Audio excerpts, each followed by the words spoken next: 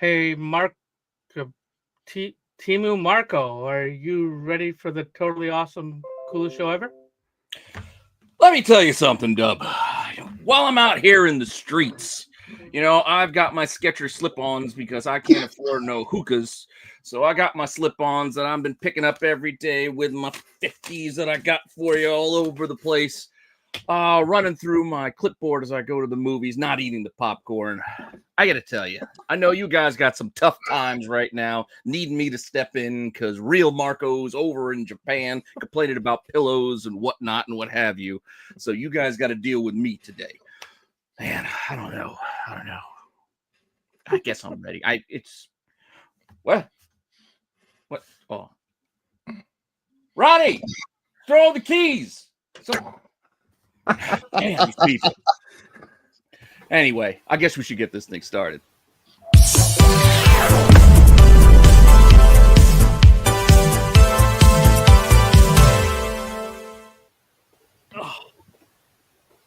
I lost myself in the middle of the Ron Simmons bit. I just lost track of where I was going.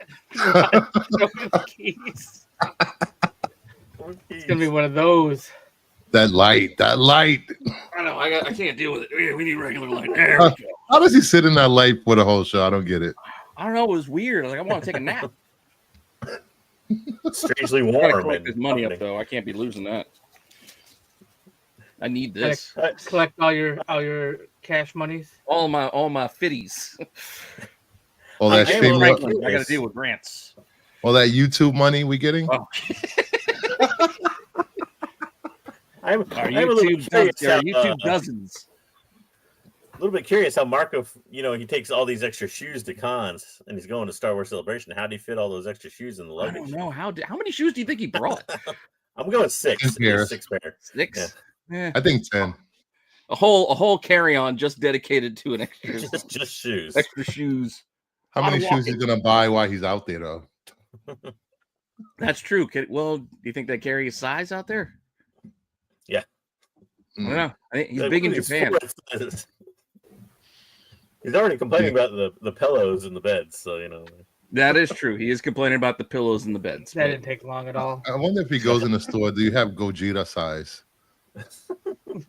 No. Kaiju. I need Kaiju. Kaiju. All our shoes are designed by Rob Liefeld. So you won't don't really need a shoe. It's more just a. So they don't have shoes. Yeah. Okay. So I guess should I say hi to the chat now? I don't know. I usually don't do this part. I do the clicking the buttons part. I guess somebody's got to do it. All right, we'll say what's up to GT Comics. We got a thumbs, and I like how Marco reads every emoji that's there. So we're gonna go with the thumbs up, wave high. Thanks. Styx is gonna do it for our hearing impaired. Styx is gonna give us some sign language. We've also got another high thumbs up on the reverse. I don't think he's licensed in American Sign Language. Oh, we didn't say it's official in any way. Okay. This is Renovision. Officially unofficial. Officially unofficial. Oh, bring on the tech show, nerds. A little bit of a flex and a couple of drinks for you. Back to GT again. All right, what do we got here? Howdy, kids. What's up, Barlord? Barlord. Daryl Taylor. I enjoyed Daredevil Born Again. Plus, I agreed with when you said person we don't. I'm sorry. I'm going to do Marco and just read to myself. No, I don't. Yeah, trail off. You guys trail off. We need to see other street. Well, yeah, I agree with Daryl. I think they're going to have to. They kind of build it up. We're going to have to see other street level heroes. I hope it just doesn't become a cavalcade of who's the guest star of the week in season 2, just to show off different characters. But I don't know. We'll see. We're getting ahead of ourselves. We'll get there, Daryl. We'll get to that review. Enjoy this year. Enjoy this year. A little wave to Eric. What's going on, Eric? Also, one of our key T-shirt designers. He didn't design the Baba Yaga shirt that I'm rocking again in honor of Marco, but I will wear the "Don't Make Me Call Your Mom" shirt next week when Marco's back. You need to design a Marco in Japan shirt. Just a giant Marco stepping over the city. Him with his head on Godzilla's body. With the spitting out hundreds. Marco Zilla. I love the Liam Neeson. He's the only guy I think could do a Naked Gun remake. I know there's a lot of complaints about anybody doing a remake at all, but of all the actors you could cast to do that, I can't think of anybody better than him, better suited, for today. Yeah. Yep. Star Wars Celebration. Oh, there's Terry again with the damn Blue Jay. Blue Jay, hey, buddy. X-Men. Well, I will not disagree with you with the X-Men 97. I am a big fan of that. Full take. Maybe number I 5 like or 6. Yeah, I put like it. X-Men in top Hater. 10 maybe. I hate her. Not in the top 10. I don't think so. Size matters not. Judge me by my size, do you? Well, you should not. My roommate back in college used to always do that and threaten to drop his towel. And I'd be like, don't, just stop messing around. Sorry, too much information, I guess. Wow. Too far. Wait, and now he's the vice he always took president. things way too far. Too far. He's vice president. Oh, what do we got here? Oh, blouse of holding. Owns a blouse of holding that holds infinite shoes. We'll just tuck them all inside. Yeah. Get little shoe pockets. I was trying to convince Pete to wear a blouse tonight with 3 buttons unbuttoned. Yeah, this Oh, might DV. officially be the first one, Matthew, that Marco doesn't make, unless he pops in for 2 seconds or something. Which I doubt, because again, he's in another time zone. It's 6 a.m. there, isn't it? It's something. I forget who it was all of a sudden, but the Knicks put the guy in for 6 seconds the other night. So he Oh yeah. Miles. It's gonna be Marco. He's gonna show up for like 5 seconds, so he keeps his streak up.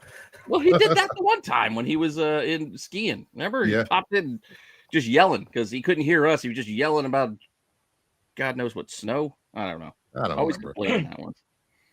I mean, it's possible. It's like 10:30 in the morning there right now, so Yeah. he Chat could do saying it. hi to each other. Movie madness. Probably standing in line to pick up his badges. What's going on, man? Yeah, right. Cosmic one. No, as far as we know, no detainment yet. We'll see if he can get back in, but he was fine getting out. Got the State Department on speed dial. Well, they pushed him on the plane. He had no choice. They spoke too soon. Oh, yeah. Japanese consulate is on the phone. I got the Japanese consulate on the phone. No, keep What's him. going on, Yeah, Dave? no, we don't want him back. Yeah, we don't need it back. All right. We don't want him back. I So hung do up on we him. want to just get right into the reviews, I guess? We'll just deal with well, it could be a shorter show today because we have no extra segments covering any under the radar comics just because, well, that's Marco's thing, and I didn't feel like doing it for him. So We don't want to do his homework. I'm just gonna be honest. I just didn't feel like doing extra work. I can't. With that said, where are we at here? Let me run the thing, and we'll get into take it or leave it reviews.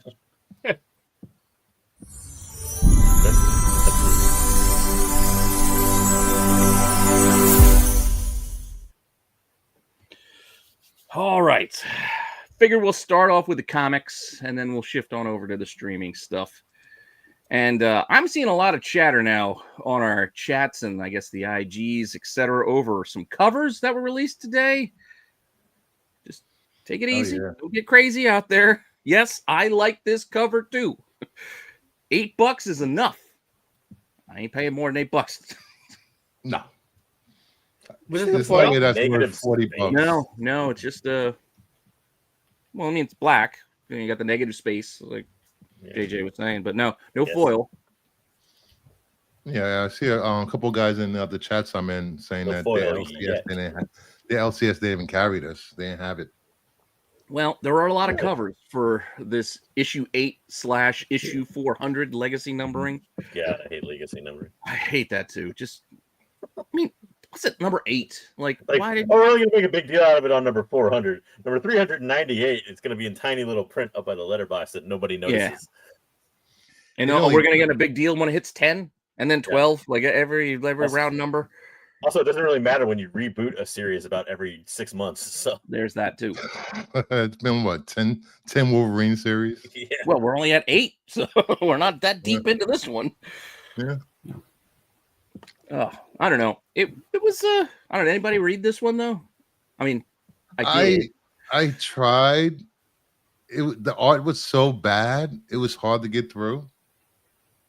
And I don't know, Wendigo licking faces just turned me off. I'm like, what is this? Well, you didn't like the weird Japanese game show? No, Arcade one in there? what was that? I don't know. Maybe when the Simpsons had. I don't know what the heck was going on there. It was strangely out of place. It was. This was 3 stories, right? I guess that was the Yeah, other I found part it that weird. kind of really threw me Yeah, off. Again, it's try like- not to spoil things, but you build They up tried to like a big. connect them. You build up to like a big fight, big event, and it's over in like 2 pages, and then we just move on to like different stories. I'm like, what? What happened? Mhm. That was fast. I was reading and I'm like, did Wolverine let himself go? Like he No, had they way just kinda too made it many more- burgers. He was just getting, squat. You're going with the more Like- traditional, shorter Wolverine look. He's like 4, he just let himself go for a little while. It's all right. Yeah. Burger after burger after burger. Gotta increase that protein intake. Get in my belly. Yeah. All in all, though, I'm not giving it a full thumbs up. I'm giving it a crooked just because I like this cover. Yeah. But what's inside this cover and the other covers, which a lot of them aren't that great. The Opania is pretty good. I do like the Opania, but you know what? I don't even I think like I can do that. the Daniel. I just Johnson like this cover. This, one, you know what? I'm going to do this. I'm giving the thumbs up for the cover, but what's inside, though, I did not enjoy it really at all, to be honest. What does that mean? So I'm giving the 2 cover. thumbs up. Just Just thumbs the up, cover. just this particular Just the cover. cover. Just that one of like 10 variants. The rest of it, It kind of sounds like it's on par with the regular Marvel stuff. Cover's good, but the inside's not as great. I'll be willing to give it. Is there like a sideways thumbs up? yes, we got a I haven't done sideways. this. I'll do a sideways thumbs up. Like I didn't think it was. I liked maybe like I said, they tried to make like 3 stories that kind of interconnected, but they didn't really connect, and they just kind of like rebooted onto the next thing. Which is weird. I liked like one of them, which I think was like Daniel Johnson wrote or somebody, but the other 2 were weird, and like, there was the weird, like Bruce mentioned, the Japanese game show interlude thing going on. That was a little. Yeah, I was definitely a bit lost, and I was a bit lost in because I hadn't read the first 7 of these, so I was definitely lost in the story. I was like, I don't know, but I don't know how much you needed that. But I like the fact that like there was a good amount of action, but the art wasn't that great, so kind of canceled it out. So Who's the prettiest? He does kind of look like Show enough in that. This for me would be a full thumbs down, but the Daniel Warren Johnson cover saves it, so I will give it a crooked thumbs down. Crooked down for Dub. Yep. I don't know if I got a thumb out of Bruce before we see what Sticks thinks. Thumbs I like down. I like the cover, but I haven't read it. So, I'll give it a thumbs up for the cover. Here, I'm going to put a second one here. There's Sticks with me. There you go. There, we're just on the cover. We're just doing for the cover. As for the rest of it and what's inside the book, well, you probably don't need to read it unless you just want to wrap up this adamant. I don't even know how to pronounce. What is it? Adamantine or whatever the gold shiny I was stuff. wondering that is. too. Is it adamantine, adamantine? I don't know. Well, you could also read it if you Gallicanium. want your. You always read it if you want your brain to rot. That's true. Yeah. All right. So for the next book, I chose the cover that could have been good, but they made a bad choice. I went with the Godzilla Hulk cover, which could have been good, but the distance that they put Godzilla makes it look like he's fighting the dinosaur from Rugrats and not Godzilla. It looks like Reptar. Reptar, baby. Minya. I'm just saying, if they would have done like a close-up Godzilla, like right up on Godzilla's maw, maybe with some fire coming out of his mouth, and Hulk standing right in front of him, like they're nose to nose. All right, I'm on board. Godzilla's got to be like 1,000 yards away for this to match up. Yeah, like I feel like speaking of things that come from Timu, I think it was like Timu Godzilla. I didn't. Yes, the covers are not great too. No. And I know throughout the years there have been some bad renditions of Godzilla, and some are accurate to what he might have even looked like in some of the movies and whatnot. But it's still, we don't need it. You can sharpen it up. The story of this felt like a cheesy '90s comic to me. Maybe it's just me, but Oh, the inside. Oh, yeah. No, we're getting to the inside. Yeah. No, Spoil you things? are, Can we spot spoil on. things or not spoil things? Not too many. You like if you spoil like one little thing. I it's mean, fine. there's the jump start of Godzilla. I don't know. The worst with the electrical wire. Like, what the hell? Oh yeah, there was a there was There's a lot of weird stuff that happened. And also too, why is this a versus book? They don't like fight each other. There's like a half page of them fighting each other in this thing. It's all prep, I guess, because apparently we're getting a whole series. Like Godzilla is going to face the whole Marvel universe by the summer, so this is just all appetizer. Yeah, I think the miniseries is going to be Godzilla versus everyone or something.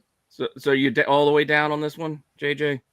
I'll be. Yeah, I'm all the way down.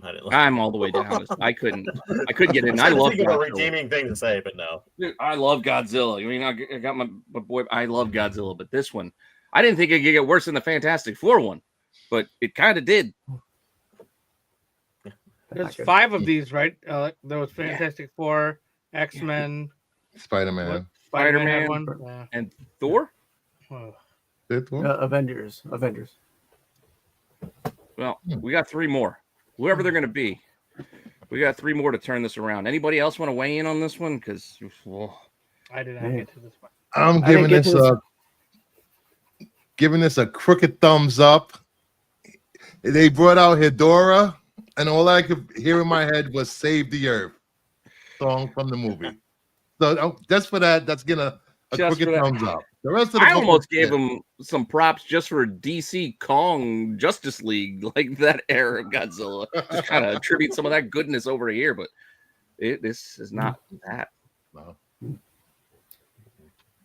Yeah, Justice League versus Godzilla was way better. Yeah. I'll end up getting this book, but I like the fight poster better. So yeah, the fight poster was all right, but yeah, overall it's still getting to leave it. You don't need this. You don't have to go and spend extra hard-earned cash on this one. Sorry, Marvel. It was a little bit of a rough week for you guys, but while I had a tough time picking out an indie, somebody had mentioned this when I was doing the watch list. So I said, you know what? Let's take a look at what the Turtles are in. I think somebody had mentioned I'm reading Turtles. So I was like, you know what? Let me dip in and let's read some Teenage Mutant Ninja Turtles. After all the hoopla with a restart, new number 1, here we are with issue 8. What do you guys think? I skipped it. Nope, no Turtles for me. See, there's an answer for you. Skipped. I read it, but I haven't read the first 7, so I was kind of lost. That was good. I can see out of the ones I read where I hadn't read, I read Wolverine 8, and I didn't read the first 7 Wolverines for that volume either. So when I read this, I'm like, you know, I might actually, unlike the Wolverine book, I might actually want to go back and read the first 7 of this because I thought it was pretty good. I'm curious about a lot of things. Everything was pretty good. Yeah, a lot of things. Again, I felt lost as well trying to read this. I'm like, what happened to Donnie? Why does he look like he's been in a camp for not a good camp, a bad camp for the bad kind? And I'm like, and why does April got all these weapons? What's going on here? I guess she's Casey Jones or something now in this new universe. And then what happened to Splitter? I don't know. It's a lot of questions. The whole Leonardo meditation and taking on all the goons, that was good. I liked it. But were you full on up, or I'm going crooked up because I still felt a little lost. But I'm going crooked. I mean, I don't know how they marketed this thing. I don't know if it was marketed as a jumping on point. I'll probably say no. Crooked. I don't think it was. Oh, okay. Well, I just did it. Yeah. I'll stick full thumbs up because I think if I knew what was going on, it'd probably be a pretty good read. It just felt that way at least. Yeah, this is me just running and just hopping on the back of a pickup truck on my own peril. Like they were calling me to come on. So me being lost and you being lost from you recommending this is totally on me for not knowing what the hell was going on in this title right now. Anyone else? Dub, you're a Turtle guy. I am a Turtles guy, but I also have not read this series. I started picking up the Jason Aaron run, but I haven't read this series at all. I was definitely lost in this issue as well. However, the art was decent. And it was, I mean, you had the typical, Turtles action where Sometimes they fight the Foot Clan. Sometimes they're fighting random bad guys. Sometimes they're fighting each other. And you had all of those things in here. And I, like JJ said, I kind of want to go back, and I have to go back and read those anyway. I've been buying them. I just haven't read them. So that's one of the series that I have to go back and read. I have a question for the Gooners in the audience. Is there any Turtles April action going on? No. Not that I saw. Okay, just making sure. Did I answer your questions out there? Okay. But I will say, we really only get to see two Turtles. I don't know what the other two are really up to. Yeah, it doesn't really point out. There's only you don't get much of Mikey and Raph in this book. They're just kind of background players. I was thinking that too. Like, are they dead? What's going on here? It's just Tito and Jermaine just chilling in the back. They're not getting much love. Jermaine. Letting Michael and Janet I don't do know all the who work. would be number two. Who would be number two in the Jackson 5? Probably is Tito or Jermaine. Jermaine. I think Jermaine. Yeah, but it would popped in my head. I But think I think it's worth it. Like you said, Janet. I don't know, Dub. Did you say Crooked because you want to kind of check it out too? right. Crooked Up. Yeah. So I think I do want to kind of go back and see what's going on, because it wasn't awful or anything like that. It's just I just was lost. That's all, and that's again on me. Oh, thank you for giving me the idea. I'm gonna make Joe's Dueling read the first 7 issues for reviews on Sunday. Oh, well, with that, Bruce, we are going to get into your wheelhouse and go on over to DC. Oh. I heard telltale that you guys aren't going to do this on Friday, so I said, you know what? We'll do it Wednesday then. So you get to talk about it. Absolute Flash number 2. Can I give 2 thumbs up? This was just amazing. It's just no, you only get 1. All my expectations, but I don't want to spoil it. And if I talk about it, I will spoil it. So just a thumbs up. Fair. And even though I did use 2 earlier on, that was a different case. Plus, I'm running the thing, so I get to do what I want. Yeah, you get a boss. Do what I want. It's my rules. My house, my rules. Double standards. It is kind of tough. You do bring up a good point. It is kind of tough to not spoil this. Because kind of wanted to talk about it too, but yeah, I don't know. This first issue was a complete surprise to me. We usually don't do back-to-back issues, but I really was looking forward to reading this anyway. So I figured, let's see if they can keep up the pace. And I think they did. Like, I'm still 100% on board to keep seeing. I will say that Captain Cold and Glider are badass. Interesting. I don't know if I love Glider as much as what was a Trickster? Or no, is that what it? What's the dude with the big head?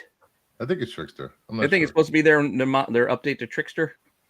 Kind of liked him. I told you. It's a weird update. It was a strange update, but I kind of get it. It's almost like a Borderlands vibe. Now the Flash Gordon theme song stuck in my head. Thank you, Terry Floyd. It's only 2 issues. I could probably jump in on that.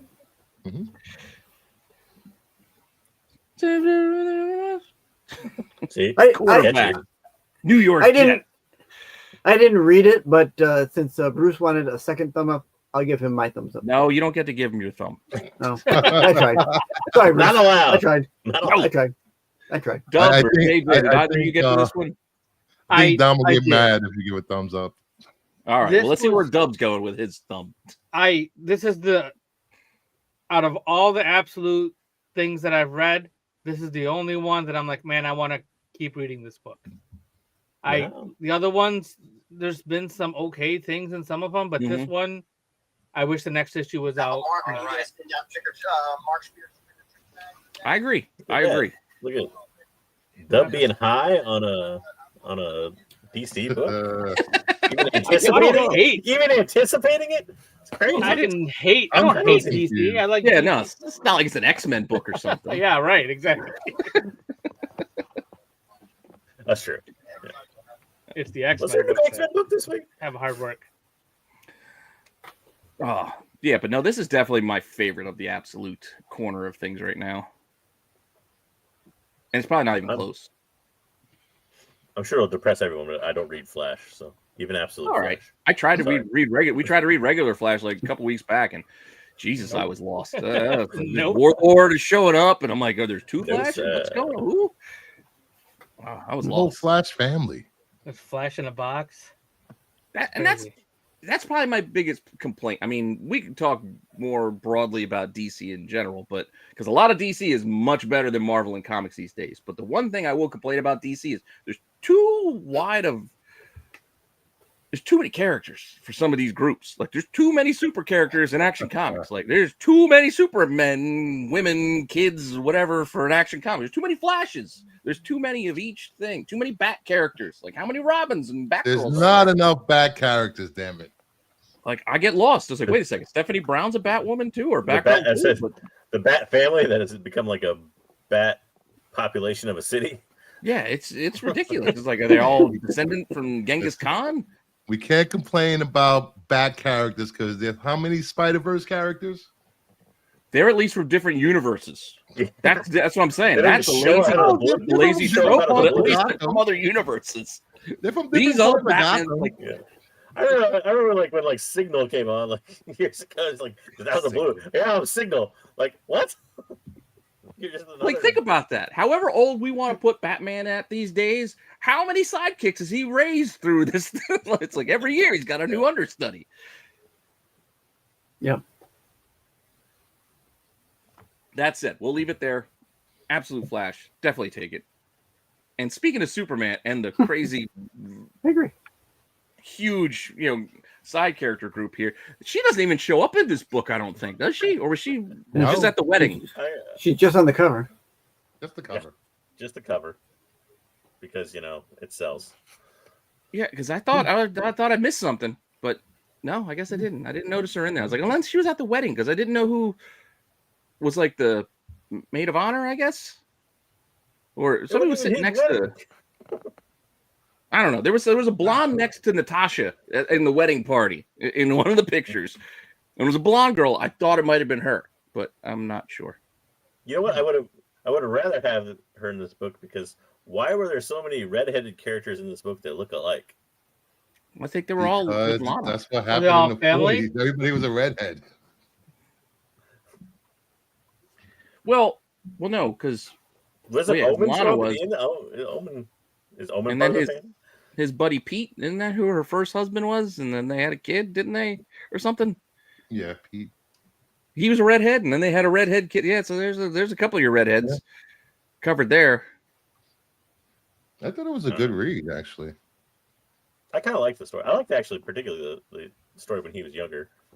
Lana, that was a good one. I thought it was going to be 4 separate stories, but they were all connected. Yeah, they were just kind of chapters, like in the same story. There's only 3, wasn't it? 3? Was it 3 or 4? It was 3, and then I think there was like a little. They kind of previewed like some crap at the end. Oh, okay. In some of the new books. I was a little bit lost because there was like people showing up. They did the classic like character shows up and then like little footnote. Oh yeah, this character actually appears in this book. If you want to know who they are, I'm like, no, I don't, because I don't like to go back and read other books to figure out who's in this book. Yeah, but I appreciate the editor's notes. I do appreciate that they try to help us out. That's usually a complaint on TAC. I don't know who this character is. It'd be nice if they had a little editor's note. They add notes. So I'm not going to complain about that. Overall, I'm just going to give this one a crooked, though, because it was a lot of book for not a lot of story. But, yeah, I don't know. Even with the 3-part, like, kind of dragged it out a bit. Yeah. There's a lot of, especially, there's a lot of Superman inner monologue in his head, especially in the first story. Yeah. It's like pages and pages. Like, is anybody going to talk in this first story? Yeah. Yeah, definitely the inner monologue. And I mean, I will freely admit, I don't know where half of his side characters, his supporting cast, all got superpowers. Like, I know Lois had superpowers, but honestly, I don't know how she got them. I also don't know how Lana got them either, but I know she did because I've seen her on covers over at DC, but I'm not reading all these books because there's too much to read. But Lois got her powers after absolute power because when they restored powers to heroes, some powers went to other people instead of back to where they were. She has Zod's powers for some reason. So it's like superpower socialism. Yes. Like distributed. You get powers. You get powers. Everybody get powers. Distributed amongst the people. But what happens when you go get your powers back? You're like, oh man, I used to have powers, and now we got some old school health and Only everything. half my powers here. What the hell? I will where's say this, Todd? it was cool with the absolute verse tie-in. That was something to look forward to. So thumbs up for me. All right, JJ, did you give a thumb on this one? I'll give it crooked thumb. I like parts of it. I was kind of lost in other parts, but I will say that I was a little bit like when I first started reading, I was a little bit leery about the art. The art worked out well at the end. Yeah. I wasn't think it sure was if all Jorge Jimenez did all of Yeah. the art, and then there were 3 different writers Yeah, for this. but so that definitely helped. Having one artist go through the whole way, it definitely helped it kind of feel more cohesive, and I don't know. I still feel like in the Superman universe, there's an unnatural amount of redheaded superheroes and people. Yes. They're overrepresented in this book. Yeah, overrepresented. The gingers are overrepresented. That's why they tried to course correct in mini shows and movies. We don't need redheads here. Yeah, We got them all over in Superman summer special. what do you like? Dye your hair or something like? Like, where's Doctor Who? He always wanted to be a ginger. He did. He did. Still not Shameless ginger. plug for the Doctor Who show over on Styx's channel every Tuesday. 9 p.m. Thank you. Well, what I can do. Hey, Dub, did you read this one? I give this a crooked thumbs up. I'm not super familiar with what was happening, but it was a number one shot, and it kind of made sense all the way through. Again, I didn't know like who all of the people were, but I mean, it wasn't bad, and I like the art. So They gave you the editor's note to tell you the one person was. yeah, right. Go back and look at Justice League, whatever. Yeah, I mean, because I didn't know a lot of things. I was like, oh, she's marrying John Henry Irons. I had no idea. Like, okay. Yeah, that's been a thing for a while. I thought it was just Luke Cage showing up. He's just a sweet Christmas, getting some coffee over in the DC universe. They actually did it on the CW Superman and Lois. They were dating. Yeah. Yeah. Well, I didn't want. I honestly, I didn't watch that one. That was the last one, right? Yeah, that was the best one. Mm-hmm. I watched the Supergirl show that started on CBS. It started out good. Yeah. You said it about every CW show. It started good. Yeah, that's true. Good for Two seasons is usually pretty good. Yeah. I still think. I mean, like Arrow was an unstoppable killing machine on Arrow. Oh, yeah. Arrow kind of went too long, lost its way. Flash did the same thing. They went a little too long, I think. But Legends of Tomorrow was probably my favorite, just because it was kind of goofy all the way through. It was goofy. And we got. I like that it accepted the goofiness. They're time traveling. Yeah. I don't know. All right. With that said, next DC book and our last DC book for the new releases, Bruce's pick. He wanted us to read Titans number 22. Yay! He's back. He's back. Go ahead, Bruce. You can start us off with this. Is that who's back? Deathstroke is back. He was dead. He's been dead since last issue. Dark Crisis. He's been dead like 2 years now.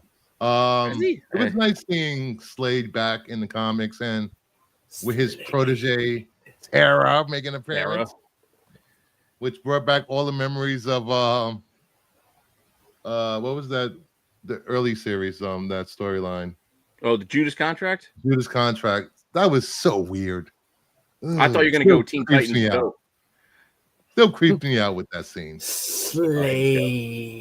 She pulled the same thing in Teen Titans Go, that Tara. It was refreshing not to have to read another Raven Trigon story. After this book, the first half of this series has been Trigon and Raven. Why does she look? Also, why are they doing Raven like she's one of the Gotcha Man characters? I don't know. They're drawing her very animated. Yeah, it looks like this Battle of the Planets. When I was reading, I was like, I feel like that's how. Ever since the cartoon, I feel like that's how Raven always kind of gets depicted lately. Yeah, like everything. Like, I thought it was just a hood. Now she's like a bird lady. They even did that one. Was it Cami Garcia did that one Raven book, and it also had an anime look to her. I don't know. That's who's about to start I don't know. I wasn't sure who she was because, like you said, usually she's got like that darkish look to her face, but here you can see. She looked like a teen. She actually looked like she should be a teenager, I guess. But yeah, she's coming out looking like a backup dancer from Moore's Day and the Time, just flapping the wings. So I give it a thumbs up. Deep cut there for most people. Too far. Well, bringing up Moore's Day and the Time might be a little too far. Jerome. Oh. So, thumbs up for me. It's Titans. All right. Bruce is giving that thumbs up. I'll tell you, I didn't hate it. I didn't hate it. I did feel a little not completely like lost. I mean, I felt like I was kind of quickly brought up to speed with things that might be going on in the background. I was like, oh, I guess Arsenal and Donner got a little thing going on. Yeah, I guess. Yeah. I don't know. And then Garth is rocking some sweet burns. Like he's got almost a chin strap going there with his Beast Boy look. I don't know. Seemed all right. I like the whole. Are you doing your Robin thing? Are you doing your Dark Knight Detective thing? That was kind of fun. Yeah. So I'll give it a crooked. I'm not going full thumbs up because I don't know if I'm going to go back and catch up per se. I mean, I didn't know who the Starfire with the Storm Mohawk was. It looked like a Starfire cyborg mashup character. I didn't know who that was at first. Yeah, it's a new android that's probably like a beam or something. Probably going to turn on them. That's usually the case. Yeah, they even kind of allude to that. It's like, hey, how did she do this? I don't know. Like, I don't know how she got that information. Ultron gonna Ultron, I guess. Pretty much. Tom Taylor hasn't wrote this in a while. They have someone new on it. Layman, I think. Layman. Why do I know that name? Yeah, Layman. Wasn't that an old Valiant writer? It's probably not Layton. Bob Layton. Layton. No, that's what I'm thinking of, Dub. I'm thinking of Bob. Did anybody read Valiant? Did anyone? Yeah, I read a lot of old Valiant. That stuff was good. Art was terrible, but that stuff was good. He just thinks somebody came out of retirement from writing from Valiant. This book 20 years later. Were you in college getting high and drunk? Maybe. I wrote Young Blood back in the day. My next credit is Teen Titans. I did not read this one. I didn't read it either. It was all right. Like I said, if you did, you did. But I like how I will say this about it. I like how they could fit like every single name for Slade on that headstone, even though it like goes down to the dirt. Wilson, Deathstroke, and Slade all in one. That is true. How much did that cost? Don't leave any names off. Nobody will recognize them. It's Loving Father. Loving Father of 2? Was he got Jericho and Rose? And what's his name? What was his name? Crap. He was the abusive one. Beat up his girlfriend. Chris Brown. He died. Chris Brown. I was gonna say Bobby Brown. Oh, sorry. Sorry. Too soon. How many NFL running backs can I name in there? We can just stick with the Ravens. Yeah. Oh, anyway, before we get ourselves in trouble, leave it there. Too late. We'll just take it. And that's going to take us to our older reviews, because I did decide to do a bit of a tie-in to our most recent book. So we are going to do some retros.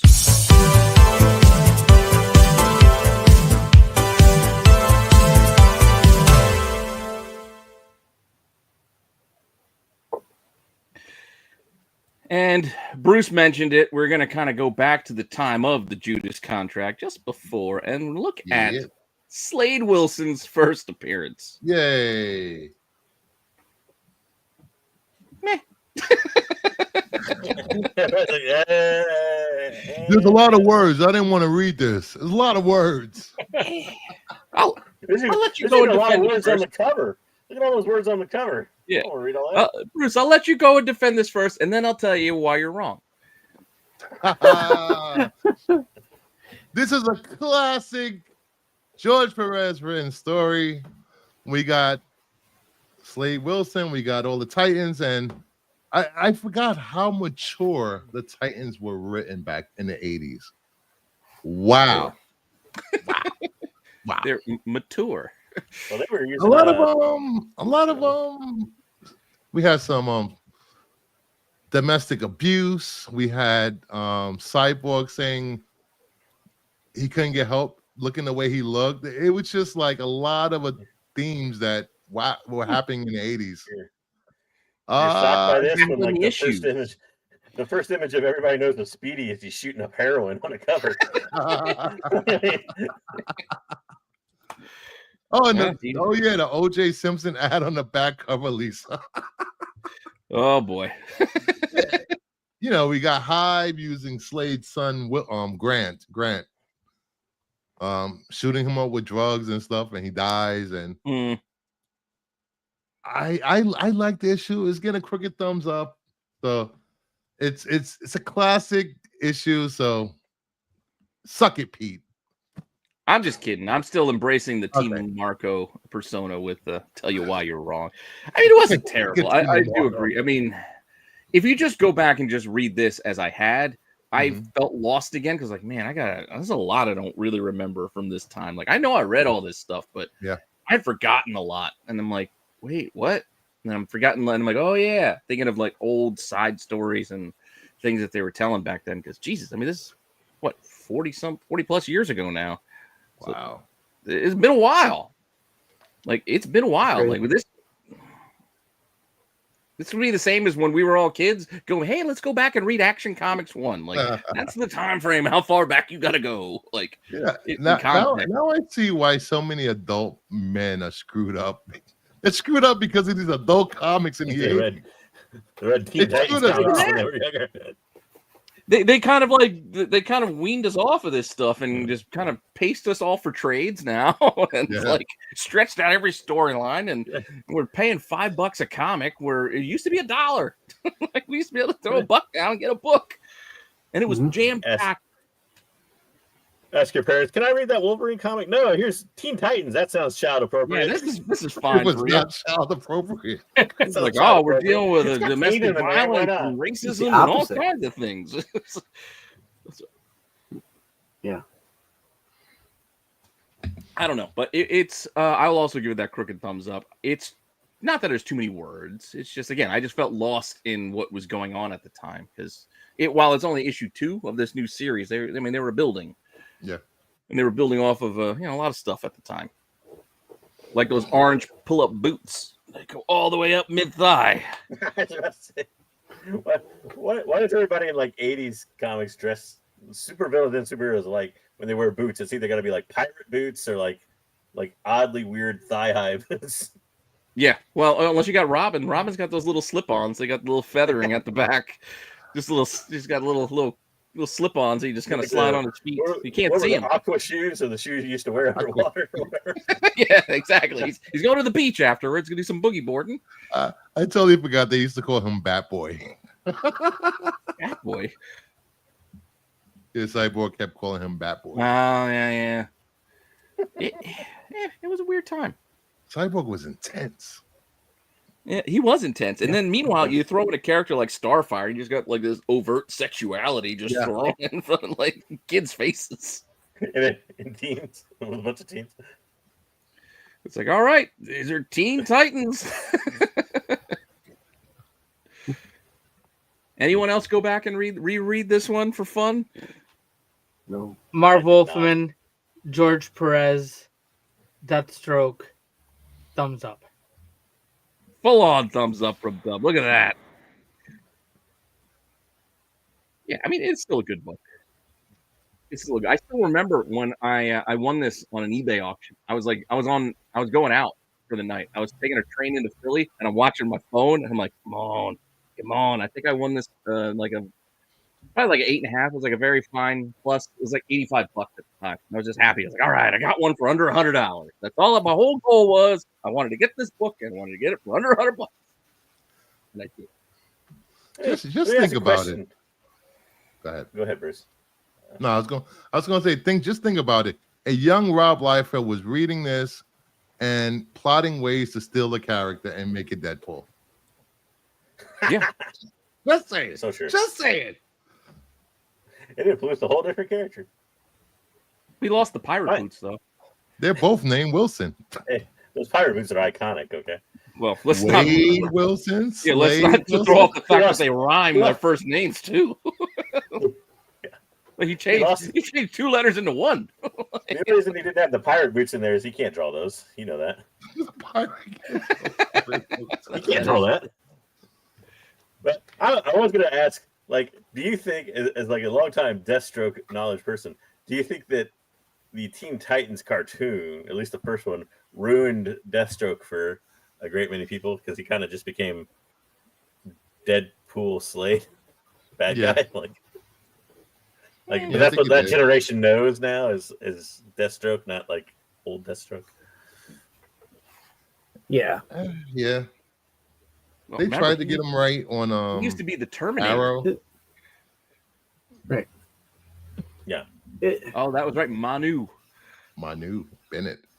I was gonna say Ginobili, but I was like, that's not right. Nobly. It's not Manu Ginobili. Ginobili. No. Wait, That's why he wasn't there for that 1 year with the Spears or Spurs. Ginobili. You got Spears on your mind? Spurs.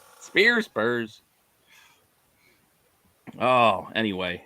I did pick one more retro review, and this one kind of, it might spoil what we're gonna get into next, but Oh, yeah. I don't care. I decided to go with Devil's Reign because we're going to spoil Daredevil for you if you haven't watched it. So coming up right after this, we're going to get right into Daredevil, the finale, and the season as a whole, and looking ahead to season 2. Whatever we want to talk about, we're going to do it. It came out yesterday. If you didn't watch it, well, we're going to ruin it for you. Or just come back and watch this later. That said, I decided to pick this book because the topic of this storyline is kind of where they're going, or kind of targeted towards in season 2 with the vigilante, anti-vigilante laws, which again is not something that's only this final episode. Like, it was something that they've had the whole season for the most part. They've been building. They had the anti-vigilante task force with all their Punisher gear on. So this is not really spoiling much by bringing this book up. That said, I don't know. I thought it'd be fun to go back and read this here. I did like this series when I initially read it. I know they're not going to 1-for-1 adapt this or in any way. I mean, they're not going to throw Captain America all of a sudden on TV. It's not going to happen. They get Tony Stark's Iron Man show up. Yeah, exactly. Yeah, Robert Downey Jr. is not he's still dusting alive. off the old Iron Man gear, and Chris Evans ain't coming back with his shield so they could do this on TV. That's not what I'm saying. But maybe we get some bits of it, some highlights of it, broader strokes, ideas of this. Maybe General there's more concept. people coming than the crew of cops that were in Josie's bar at the end of. Again, sorry, I'm spoiling things. God, I hope so. Exactly. Like, we need some heavier hitters than this. Yeah. Yeah, I hope it's a little more than that. Yeah, I'm sorry. The bank negotiator, she's not doing much for me. Avengers Assemble is just random good guy cops that show up in the fucking bar. You're like, wait, what? You got Cherry and Angela. And We were told there would be punch and pie. That's why we were going to show up. Right. Showed up. Yeah, every time Cherry comes on, I keep thinking of Max Cherry from Jackie Brown. Like, I'm thinking, like, are they the same guy? Because it kind of could be. I don't remember much actually specifically about it. I kind of remember the like you said, the general concept of the. Yeah, I did like this series. I did enjoy it. It wasn't quite Shadowland level, but it was a good Daredevil event, and I'm kind of biased. I do like Daredevil, so I'm giving it the thumbs up because I did like it the first time, and even on my quick reread, which I will freely admit, I kind of had to kind of speed through the reread today to make the show tonight. But I remember the broad strokes of this thing. I'm like, all right, we're not going to get all of this. Like I said, we just can't. They're not going to do it or pay the money to do this. So, but maybe we'll get bits. Well, There's definitely. Oh, go ahead, Bruce. No, I was going to say, this has to be one of Marvel's worst events. They should have been thrown in the trash. Every character in this book was garbage. The writing was. I'm kidding. You got muted anyway. Give me a thumbs up. Thumbs up for me. I love this series.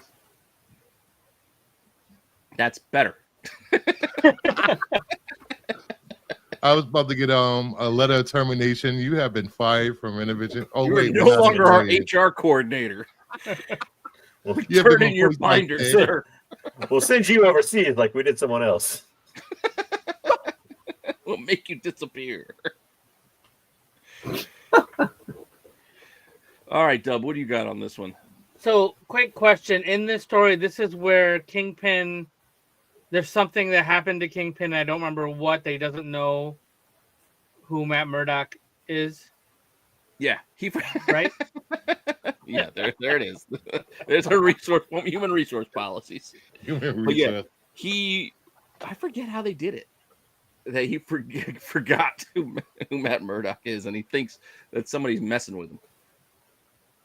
Okay. It had to be, I think it was magic. Yeah, probably magic involved. There's definitely things that happen in this book that they can pull. There's a few characters that we've already seen on screen that can make their way over to help Daredevil. Not, obviously, like you said, not all of them, but there's a few in here that I definitely would like to see and that would be feasible because they're not really doing anything right now in the MCU. So I mean, I guess instead of getting like your Avengers, maybe you would bring in just the Defenders to move into those positions. Maybe do it a little bit better. I mean, Yeah, maybe do better. You're not getting Torch here. That's a low bar. Spidey's probably out.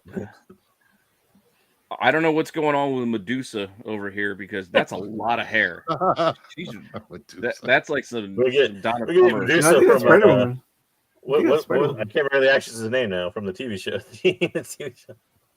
Sydney Sweeney? Elodie something? Yeah, I don't remember her name. She's got a different show. She's on another show, so I don't know if we can even get her back. We're probably not going to get Miles. We could get Jessica Jones and hopefully Cage back. Cap, no. Sue Storm probably wouldn't make sense, and we're not getting Iron Man. You got away with Iron Fist not being on the cover. Yeah, we did. And maybe we can get away with him. You don't have to ask for him back because he's not on the cover. Who's Iron Fist? Yeah, who's Iron Fist? You know what? He actually, I made jokes too, but he actually got better in season 2. Did he? He did. No, he was not. He still wasn't good. He still wasn't good, but he got better. He was better. He was more likable. He didn't seem so confused and lost. Not only with the kung fu and the fighting, but with the acting. Like in the first season, man, that shit was rough. He was some executive's nephew or something to get that job. No, they were just like, "Ooh, Game of Thrones. We got a Game of Thrones actor on our show. All right." Well, we see how that goes with Game of Thrones actors. You picked the wrong one. What do you mean we don't have cue cards on the cue cards? They did actually hire a few, didn't they? Yeah. I mean, Ramsey made his way onto the Inhumans. Granted, that was the worst. That had to be the worst Marvel show. That Inhumans show was. That was Marvel hopes you forget. We got Kit Harington. Like, I mean, they literally like took over an apartment complex and said, "We're just going to film here and say this is Inhuman land." Like, it's like, what? They're just like in a condo area. Yep, that's it. This is where the Inhumans live. This is Attila. Our square condo. They Airbnb'd it. Airbnb it. Yep. Wow. Talk about low budget. Anyway, we got pretty far afield there with what we were talking about. Well, outside the circle. Yeah, still go ahead and read this, but I think this will help us transition into what you should be watching.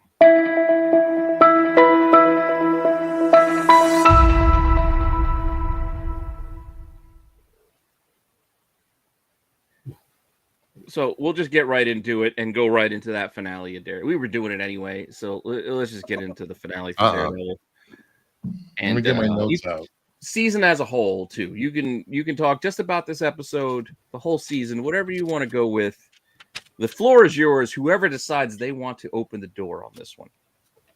All bets are off. So you know what? Just to be on the safe side, I probably should, for everyone out there, cover your ears because we're running the alert. Spoiler! Spoiler alert. Spoiler alert. Warning! Spoiler alert. Spoiler alert. Spoiler alert. Oh my god. Yeah, spoiler alert.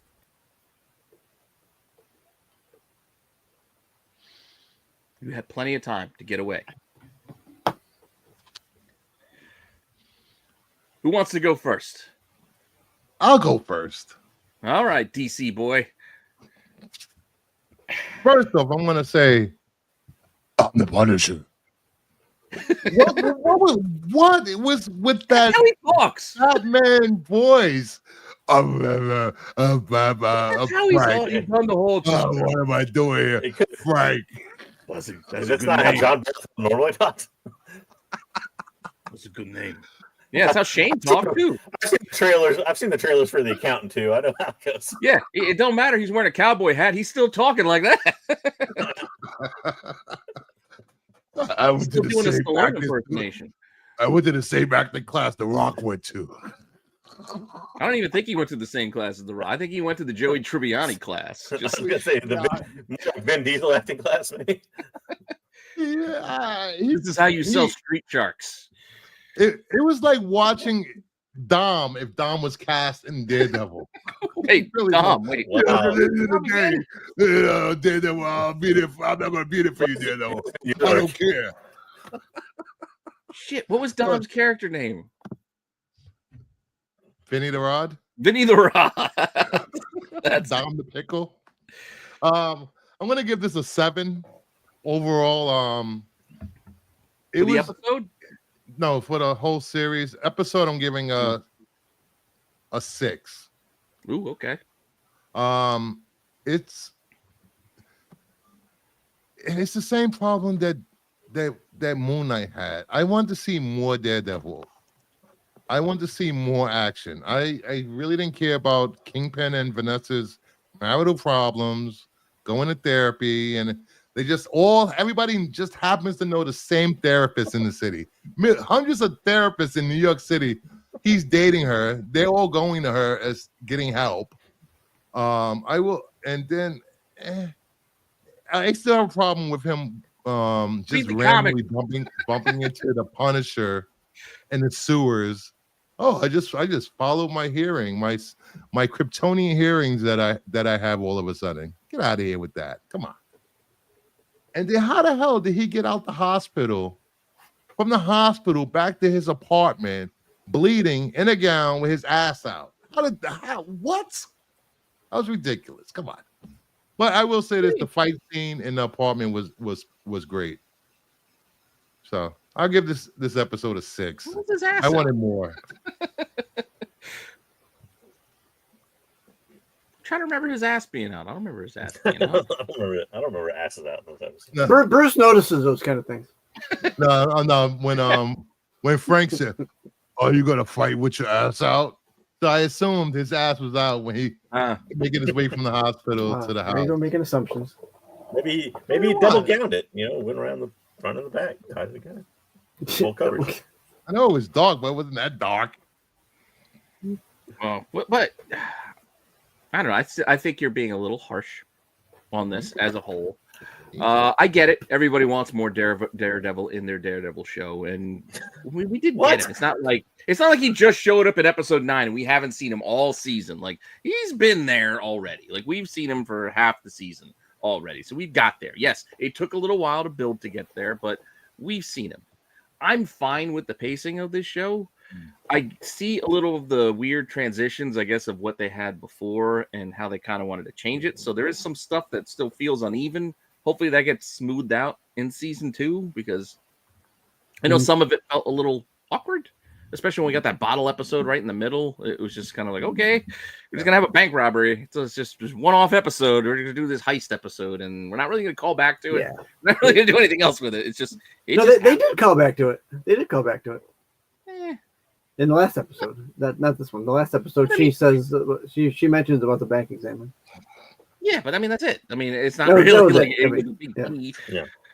Not like all of a sudden, what do you call it? Kamala Khan's dad is hanging out with Matt in the streets, like they're going out for beers. Turns out the pivotal moment you thought was pivotal is not really that pivotal. No. That's how this whole series kind of went. Overall, it still gave me what I want when they did give us action. And again, I can't have a superhero fight level thing every episode. It's just not going to happen, but they still gave us plenty. I mean, did you see what D'Onofrio did to that dude's head? Come on. I didn't want to bring that up, but the special effects on that looked bad. Yeah, Like that was bad. Good enough for me. I mean, I didn't know what I want. I didn't want like a Terrifier episode. We don't need Dario D'Argento bringing in here with buckets of blood. Like it was fine on that level. It's just he's doing the great Kali. He's crushing skulls, and all of a sudden. I will mention this. Muse was a disappointment for the show. I will agree with that. And I feel bad for folks who invested in the character, considering they kind of talked him up. He's like, oh yeah, he's gonna be long-term villain. Well, sorry, spoiling what happened 2 episodes ago. Like he didn't make it. No. Yeah, but people spec on dumber shit than Muse. Yeah. I mean, I thought it seemed like they were building towards more. I mean, they were kind of laying the groundwork, and they left a lot of threads that didn't really kind of sew up completely. Like right with the kid under the mask, and all that. Like they kind of tease it, but they didn't really confirm anything. Yeah, they should have dragged that out a little more. The pacing for this whole series has kind of been uneven to me, but I always feel like when they renew something for a season 2, and like they know so early that like, oh, now we can kind of just leave this kind of dangling out there. We'll fix it later, everything, rather than like full circle complete the thing. But like to me, like okay, for instance, pacing wise, like why the hell was the process of Fisk becoming mayor, the actual election process, like 1 episode of the series? I feel like that's like a season. You can get like a season-long arc out of that thing. Yeah. It's just like, oh, like 30 minutes later, now I'm mayor now. He's mayor. What? He won. Mayor. You're right. He just make a phone call and all the lights go out. Get out of here. Not how that works. You got to call the mob first, then you got to call the unions first. After that, you call the union. He's already got him in his pocket. I guess. There's things I enjoyed.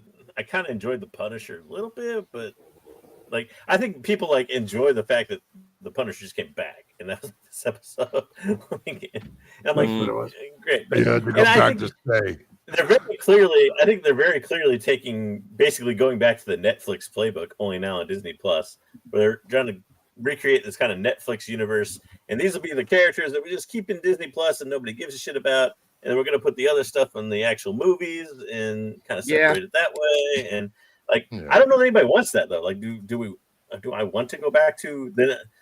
Like, don't get me wrong, I enjoyed like the first season or 2 of Daredevil on and Netflix and all that, but like, do I want all Netflix universe like coming back, and like, how far are we going to go with this? Like, I don't think anything in the Netflix universe ended up that great that I want it back. I agree. Well, it's not that I don't want it back. It's just don't try to sell it to me again. If that makes sense, like just continue. Like if you're either going to continue on or don't. Like don't try to start over or repackage the same thing and tell me the same stories again, because we already did that. I still think it was a mistake for them to continue from the Netflix show. I think they should have just started over, fresh stories, not a continuation. Mm-hmm. I think too many people liked the Netflix series, and that's why they kept going with it. I mean, but they're not watching this. But I think it's one of those things where I think people fondly remember that, especially the last half of all the Netflix stuff being better than it was. Mm-hmm. Like if you actually go back and probably watch that, it probably wasn't that great. Like the last season of Daredevil in there wasn't that great. Like, well, do I need to continue here? Yeah, I know what you're saying. I mean, I think at the time, like me enjoying the last season of Daredevil was because comparing it to, well, it's better than that Defenders show they gave me. Like at the time, but if I go back and watch it now with, hey, I've seen Endgame type of eyes, like, how did this hold up? Well, I think they're keeping the premium characters, if we call that, like probably to the movies or whatever. This is going to be like its own little thing. Yeah, we'll see. Get out of this. Do you think do you think a Daredevil movie would do well? No. Probably not at this point. I think this didn't even do well. No. I mean, like viewership wise, this did not like exceed their viewership standards that they want to see on most shows. So I think it could have. At this point, I don't know if we need a in theaters type of movie. I mean, what story are they going to tell that would warrant a movie? And then they're probably going to lean on other. I mean, they're already doing it for the show. It's like is it just going to be a who's who of street level characters that we can throw into the movie? It's not really going to be about Daredevil anymore because they've already kind of covered the broad strokes, greatest hits, and best ofs of. You know what I think would really make a Daredevil movie work in theaters? Is if you cast Colin Farrell as Bullseye, then have him unironically point at his forehead and say Bullseye. That would make a great Daredevil movie. Hey, Michael Clark Duncan actually was a good Kingpin. I did like that show. Yeah, but was good. Ben Affleck was not a good Daredevil. Everybody else was not a good anything in that movie. I mean, the only other believable acting job was Elektra's dad when he died in that movie. No, I'm serious though. In comic book cinema, the only thing worse than that playground flirt fight between Elektra and Daredevil, the only thing worse than that is Benjamin Bratt and Halle Berry playing basketball in Catwoman. That's the only thing. That's a lower par. In all superhero movies. In all of I'm talking Mystery Men and anything. And I kind of like Mystery Men. Fantastic Four movie, the Josh Trank, Fantastic.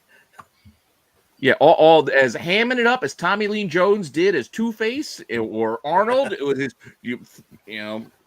everybody free. All of that, all his bad puns, all of that, no comparison.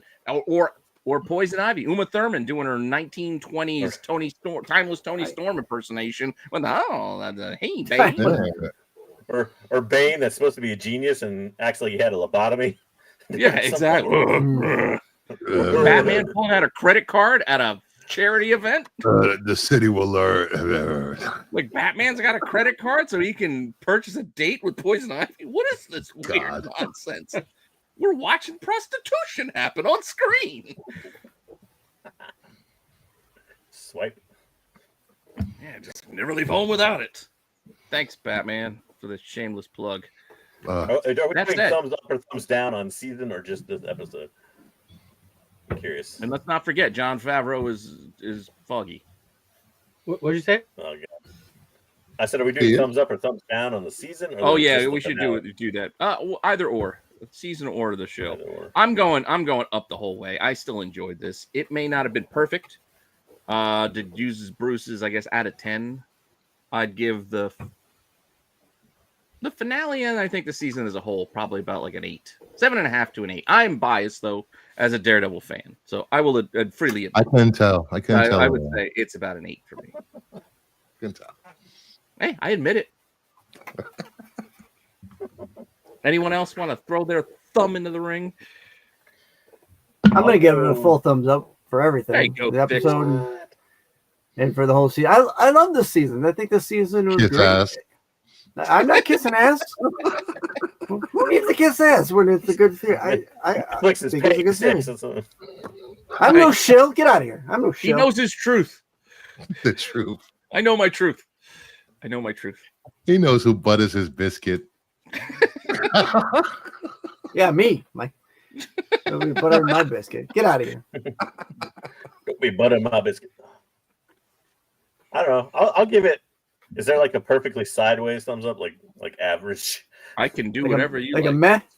Is it a meh? Like a meh. Like I kind of want more of it, but I'm also meh. I don't know. So like very crooked thumbs up, I guess would be my thing. I go full on side. I'm still putting you on the good side though. If I was rating it out like 5, it'd be like a 3 or 2.5 even maybe. So. Well, still the 3 is still easing on the side of. Yeah. I'm giving you a 5.5 out of 10. I don't know how to feel about the finale. Like I liked certain aspects of it, but then like I also thought like the good guy cops showing up to kind of be like the what good vigilante squad or whatever. Like and the I don't know. There's just I didn't really take it. Thankfully, they didn't play it up too much. They didn't do like a like, hey, let's zoom in on all their faces and like give them a moment to shine while they get. They were just background. They were definitely just background. Remember that Hell, guy? they even told the one image was through the hole in the newspaper. It was Daredevil. Nobody else matters. They just fillers. Nobody else matters. I don't know, like I didn't much like the whole. What was the big kind of reveal? I guess to spoil it for everybody was what Vanessa kind of be behind, like Foggy's murder or whatever. And I'm like, I guess. And I don't know, that didn't really impact Red me Hook much was either. all about Kingpin's bigger plans for Red Hook, which maybe we get a Shadowland. Maybe we get something in that angle. I'm just hoping. I like Shadowland. Yeah. Dub, what you think about the season? For me, this episode was probably about 8.5. The season, I give it a solid 8. It's a full thumbs up. Not everything can be as good as the Martha scene from Superman Batman, so you gotta be able to give it. Why did you say Martha? Not everything can be as good as that DC stuff, So I mean, why'd you say that? I guess for a Marvel show, it was okay. Shots did fired. Did you go full or were you crooked? I like Dub up until today. And where were you at, Bruce, with your thumb? We never got a thumb out of you. I know where his thumb is. You said a 7, so you know what? I'm gonna put you on the side of a crooked. I will say this one more thing. No. If you're gonna go against rogue cops, don't show up with a Glock with maybe 15 bullets in it, thinking you're gonna take them all out, and a knife. What? Where was his machine gun? Could they not get a machine gun for that freaking scene? Just say it. Yeah. Just say it. Yeah. But I'll watch season. Is he really the same character? He doesn't have an Uzi. I mean, yeah, come on. Need a Uzi. He could have picked up one at the 7-Eleven. It's New York City. Somebody would have been outside selling it. Oh, he still grunted and scared a lot of those cops. come here, let me shake your hand. Yeah. Oh, go what was it? Petruglia. Where's Micro when you need him? He's busy. He was over at Andor for a while. Yeah. Now I think he's the thing. Of course, this leads right into that Punisher special that we're getting. Well, I'm fine with that. He needs the special. You're gonna have 45 minutes. I need my Punisher special with a little less Karen Page. That's all. Like, don't force feed me other characters that because you got them paid. Like, well, we got them. Let's put her in there. No, she don't fit. She's Daredevil. Let her stay over there. I wanted to, after I saw her, I wanted to go back and watch True Blood. True Blood, huh? Yeah, she was in True Blood. I know. The best thing that I saw her in recently was her explaining to Punisher how to play D&D. What? Yeah. She was explaining D&D to the Punisher. It's the best thing I've seen in a while. Oh my god, I have to see that. You got a problem with John Barenthal talking as the Punisher in this, but you got to put up with Anna Paquin talking in True Blood with that acting. Don't forget Bill. Thicky.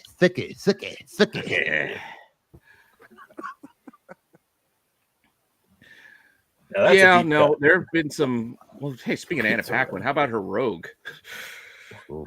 Don't do accent. Just don't do accent. Don't forget, this is you're getting a 7 out of me for this. After watching the Penguin, every superhero show will be judged on the level that is Penguin for me. Harsh. Yeah. I was a big fan of the Penguin too, but yeah, it is what it is. I always view the Penguin like a mob show more than anything else. Yeah, it was. I like mob. It's a mob show more or less. It's just an extension of the Sopranos. Where's Junior? Oh, he's at the Bada Bing. He's down there over there by there. No. Over there. I'm looking over there. It might be over here. All right. Well, we're done with the Marvel talk. So let's talk about the other show that came back this week. If you guys watched it, I caught up. I didn't think I was going to be able to. I caught up because I also had to finish last season. I didn't realize I missed 3 episodes of season 1. But I watched it last night and today. So you watched this episode? Yes, I watched it wow. all. I watched all the way That's through. I amazing. watched 2 episodes last night, and I watched the finale of season 1 and the first episode of this today. So I'm ready to roll, but I'll let anybody else want to go first. I did go back and watch the last episode of season 1. Rewatch it, I should say. And then I watched this. Because I started this one and I was like, you know what? I better go back. So I went back. That wasn't a bad. I mean, I'm glad I watched it how I did, and then I could be fresh. I want to be fresh. It's kind of been a minute. I mean, it's been what? Dub probably knows exactly how long it was. This 2 years? I think it was just about like almost exactly 2 years because it came out. Well, no, it came out in January 2 years ago, so a little over 2 years. So well, they definitely earned the time jump that they do. Again, I'm not trying to spoil things, but they do kind of earn that. Can we spoil this one or no? I haven't seen it yet, but it's Sunday. It's Wednesday now. I'll try not to. This is gonna be tough because I'll try not to spoil the rest of the season for people. But yeah. No, I don't know. I feel like we can spoil this. Again, it's been days. It's not just like Daredevil was a stretch because it came out yesterday, and I felt a little bad if I spoiled it for people who didn't get a time to watch it. But this came out Sunday. You had half the week to watch this already, so I forgot about it. We want to talk about. How did you? I'll watch it tonight. Have you played the games, Pete, or no? I didn't. See, that's the thing. I did not play the game, so I don't know where any of this is coming from or any of this is going. Well, how did you feel about this? I wonder how an outsider's perspective, because I know Doug played the games, but how did an outsider's perspective view the time jump? Because that happens in the games. There's big time jumps in the games too. So. I mean, it wasn't as bad as The Walking Dead in the comics time jump. Yeah, like at the end, that big jump at the end when they wrapped up Walking Dead in the comics, that thing felt uncomfortable. It was a little awkward to go that far, like 5 years, but I was fine with it once I settled into it. Yeah. So it didn't throw me too much for a loop. It didn't throw me like that much for a loop to go 5 years. I'm like, okay, here we are. I mean, kind of makes sense. So what did you? So yeah, go ahead, JJ. I was gonna say them starting off with Abby was an interesting choice. Like as Dub probably knows. That's what I read. I saw some things with again. Well, I know a bits about what I got broad strokes ideas of things that will come, even though I didn't play the game. You play as Abby in the game, right? And that's probably like I don't know, maybe 15 hours of gameplay ish, more give or take. Mm. Like here, like you kind of just like get her like straight tossed at you, which isn't necessarily a bad thing. Like I see why they did it, but like right away, that's the first literally like character you see, or at least noticeable character. Yeah, she's pretty like intense in the bit that they gave her. Maybe a little too much so. Yeah, pretty much. Like what I mean by that is like they didn't have to take it. Like I got the point of what they were getting. Actually, no, we're gonna go get Joel. Like you promised me, we're gonna get it. I didn't need and we'll kill him slow. Like that. That's when they started pushing it too far. We're gonna do it that way. Okay, all right. Yeah, ease it up there, little girl. Come on. Just okay. I get it. You're mad. Yeah. You didn't really like get the context of what she was mad about. Like you just know people died, and like obviously somebody she cared about died because she puts the well, I buried. It was like 13 graves of people I knew. I'd probably be pretty upset too. Yeah. But like she seems like noticeably more upset than the other ones. Yeah, they gave us that like right after they started out with the ending scene from last season, which like promised me whatever, Ellie and Joel, and then they went right to this Abby scene. So it happened at the same time, and then it jumps the 5 years forward. So it's clearly established that. There's this girl named Abby out there that's really angry. Also, for you guys versed in the game, I heard that from Schitt's Creek and Beetlejuice, Catherine O'Hara was a newer character for the show. What did you guys feel about her being brought in? Home Alone's mom? Yeah. Kevin McAllister's mom, Mrs. McAllister, the worst mom. Kevin!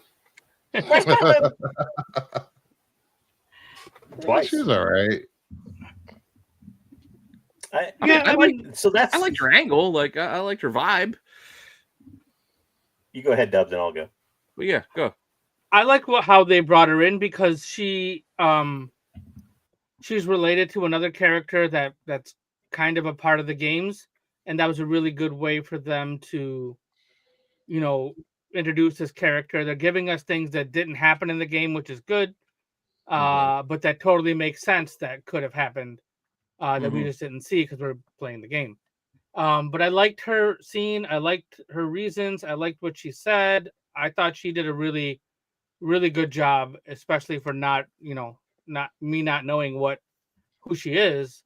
And then they explained, her relationship to some of the characters in another character in the game, and it made a lot of sense. And I liked having that aspect of it. Yeah, I think they put her in because in the game, the character that she's close to is not like, you get kind of a backstory on him and even a tale about him, but it's not really like a direct character that you kind of like know that well. Like he's kind of just there. But I think he's going to be much more pivotal. At least it seems like they're setting it up to be a much more pivotal thing in the show than it was in the game, which I don't mind.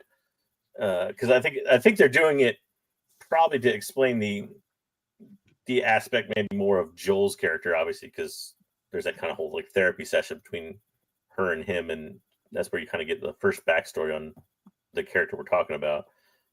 And you also see in the trailer. I'm wondering, you think we're going to get like a standalone? You think we're going to get a standalone Eugene kind of episode?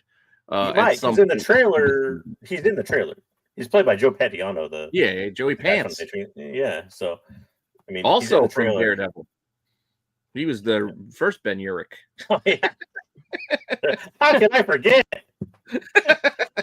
I'm still mad they killed Ben Urich in the goddamn Daredevil universe. But anyway, we're not talking about that anymore. I don't mind departures from I think that might maybe make it a little bit richer. The one thing that bothered me, and it's been a long time since I played the game, is, and I know to a degree, at least there was a part of the people that didn't like her character. But Ellie is even more insufferable now than ever. This character just feels like this weird, angsty, angry teenager thing. Just kind of and at least in the show, if I didn't have any knowledge of anything else, I feel like it would kind of come out of nowhere, maybe. And why she's so mad. I think it's probably because she suspects Joel. Oh, it's because she knows. She knows he lied to her. I mean, yeah, but that's at the same time, that's why I'm actually what you're saying. I'm giving her a pass. I get what you're saying. I'm giving her a pass in this first episode because she knows he lied to her. But she's 19 years old. Get over it and just talk about it like adults or something. Have you met 19-year-old? You spent 5 years like this, really? So, have you met 40-plus-year-old men that are on YouTube? Just saying. Yeah. Well, this ain't Mean Girls the musical. Joel's keeping what he did a secret for obvious reasons, even from her probably. But at the same time, you think even people notice that she's noticeably a kind of an asshole to him throughout the whole thing. So it's even other characters notice it and say something. So it's I don't know. It's just, I wanted her to die the first time. Making your main character. I hope they don't drag it on for too long, because making your main character insufferable for an entire season is going to be tough. Yeah, that's it's hard to come back from that. She had kind of that same personality a little bit in season 1, and she has it in the games too. But at the same time, it's slightly more endearing in season 1 and in the games than this. This was just a little almost Venom-like energy. So fair enough. Now, I'm still wondering about the Eugene thing, though, because are we going to get a standalone great episode like we got with Ron Swanson in season 1?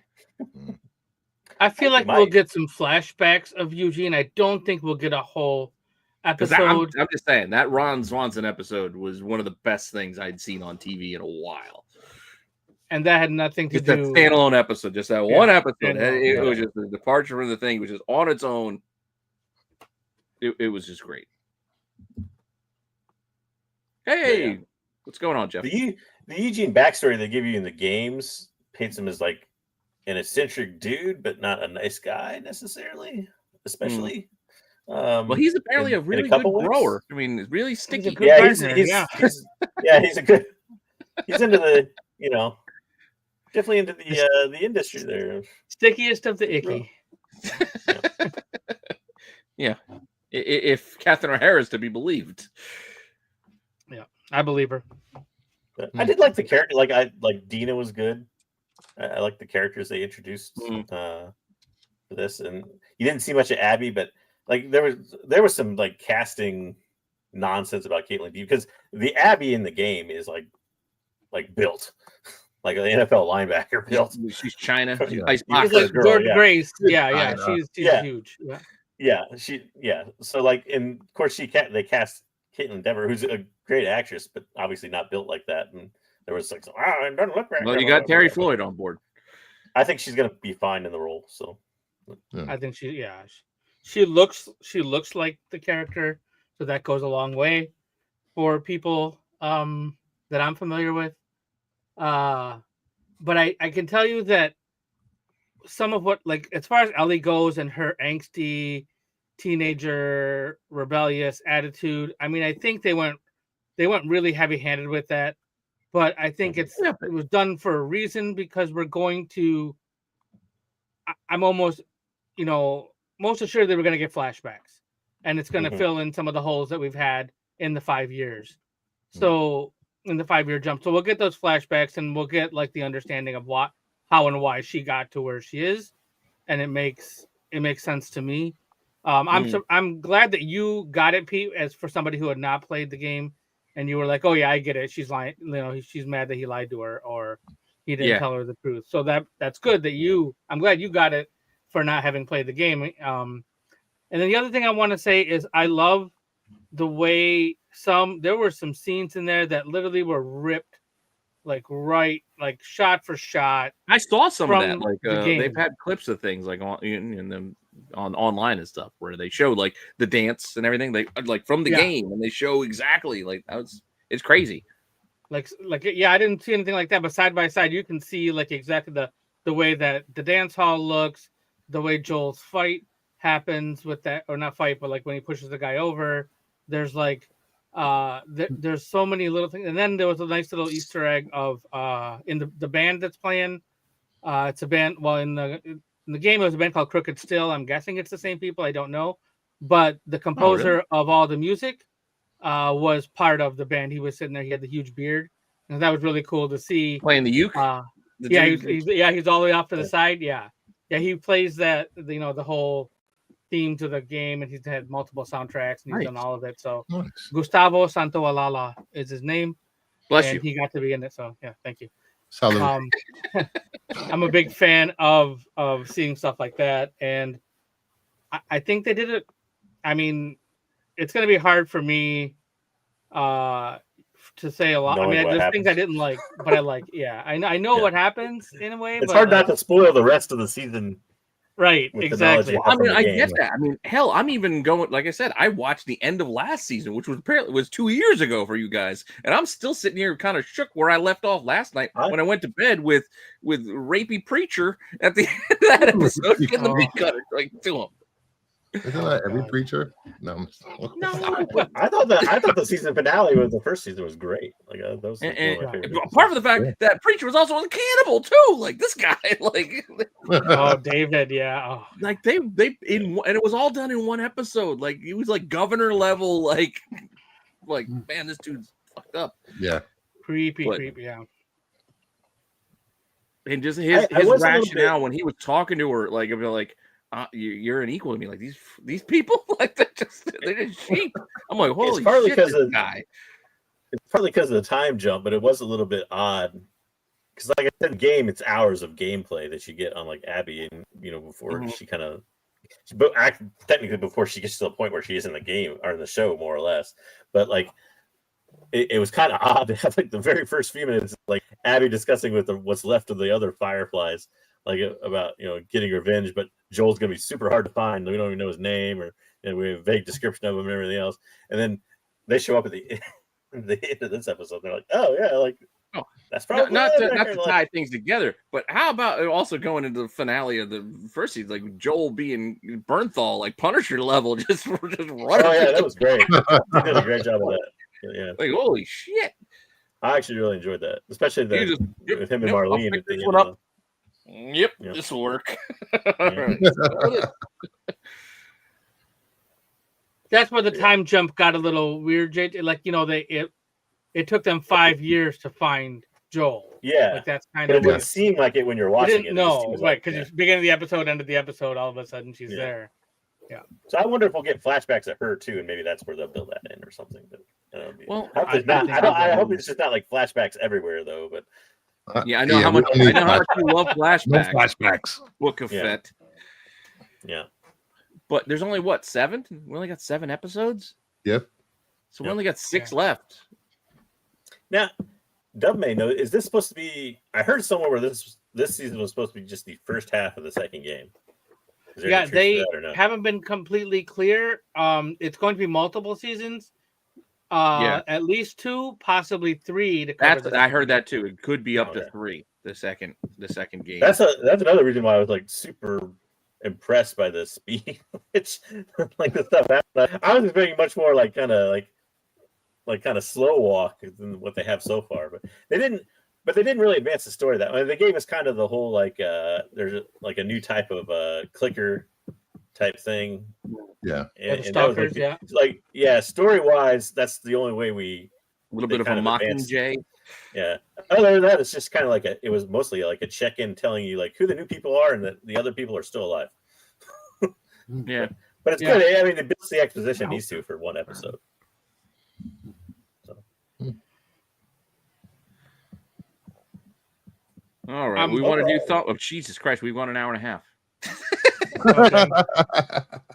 Well, we still got news, but where do we want to throw? Where do we want to throw our thumbs down on this thing? I'm going to give this again as a guy who has not yet played the games. I own the games. I just don't rarely play my PlayStation. I'm more of an Xbox guy. I just haven't gotten to the PlayStation stuff. I will play them eventually. I will still say I thoroughly enjoyed this show once I finally got back to it. Yes, I did catch up, just like I did with Sandman. So for all of you out there, I also am caught up on Sandman for when season 2 starts.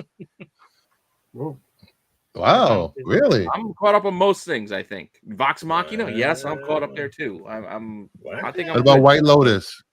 No, that's the one I got to start. That and Devil May Cry, which JJ was asking. Anybody else watch Devil May Cry? Devil May Cry is a quick watch.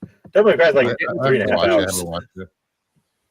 I wouldn't have rushed. If they weren't giving me a season 2, I probably would just say, I'm not going to rush. I'll Cowboy Bebop it and put it in the back burner and probably not catch up and finish it. But they're getting a season 2, so I'm in. It was something. I know there's much division over that. But. Oh, and we're getting a Love, Death, and Robots next month too. I can't wait for that. And Black Mirror. If you're a Black Mirror person. Oh shit! I got it. I'm way behind on Black Mirror. I only just watched the John Hamm episode of Black Mirror. I'm not even Wheel of Time is about to end their 3rd season. I only watched the first of that. That's still on. It's so good. Yeah, it's still rolling. I only watched the first season. I haven't watched this season yet. It was good second. It took me a while to catch up, but I did finish the first season of Wheel of Time. I do have to get going though again. All right, so there's one I'm behind. All right, thanks, Bruce. I got to watch Wheel of Time. Thumbs up for me. Good about myself for a second. Well, I had to bring you down somehow. Yeah, that's fine. That's what we do here. All right, where are we putting our thumbs for Last of Us? Thumbs up for me. It's The Last of Us, Pedro, blah blah blah. Good. Everything everyone said. There you go. Blah, blah, blah. Reed Richards. I like Pedro's single tier, and that was that like single tier. The single tier, like the Indian on the road when the guy's litter. He did. In the therapy center, it was just like single tier. But for me, it's probably a thumbs up. I'd say a full thumbs up on this one. For me, like I said, it was a little bit of like a check-in thing. It gives you a lot of exposition. I'm definitely curious to where they go from here and how soon we're going to see what happens in the games happen in this, and kind of what the reaction to all that'll be when it happens. But I don't know. So, but I'm interested to see where they take it. interested to see how they're going to stretch this and that's into multiple kind of where seasons. I'm excited. I'm excited, and not in playing the game. I'm wondering where we're going to go from here. Like, well, I have a feeling they're going to have to, and maybe it's just me, but I have a feeling they're going to have to put in a lot of content. If they're going to stretch the game into multiple seasons from what they've done so far, there's going to have to be a lot of content kind of spliced in there that wasn't in the games, which I'm fine with. I actually prefer it.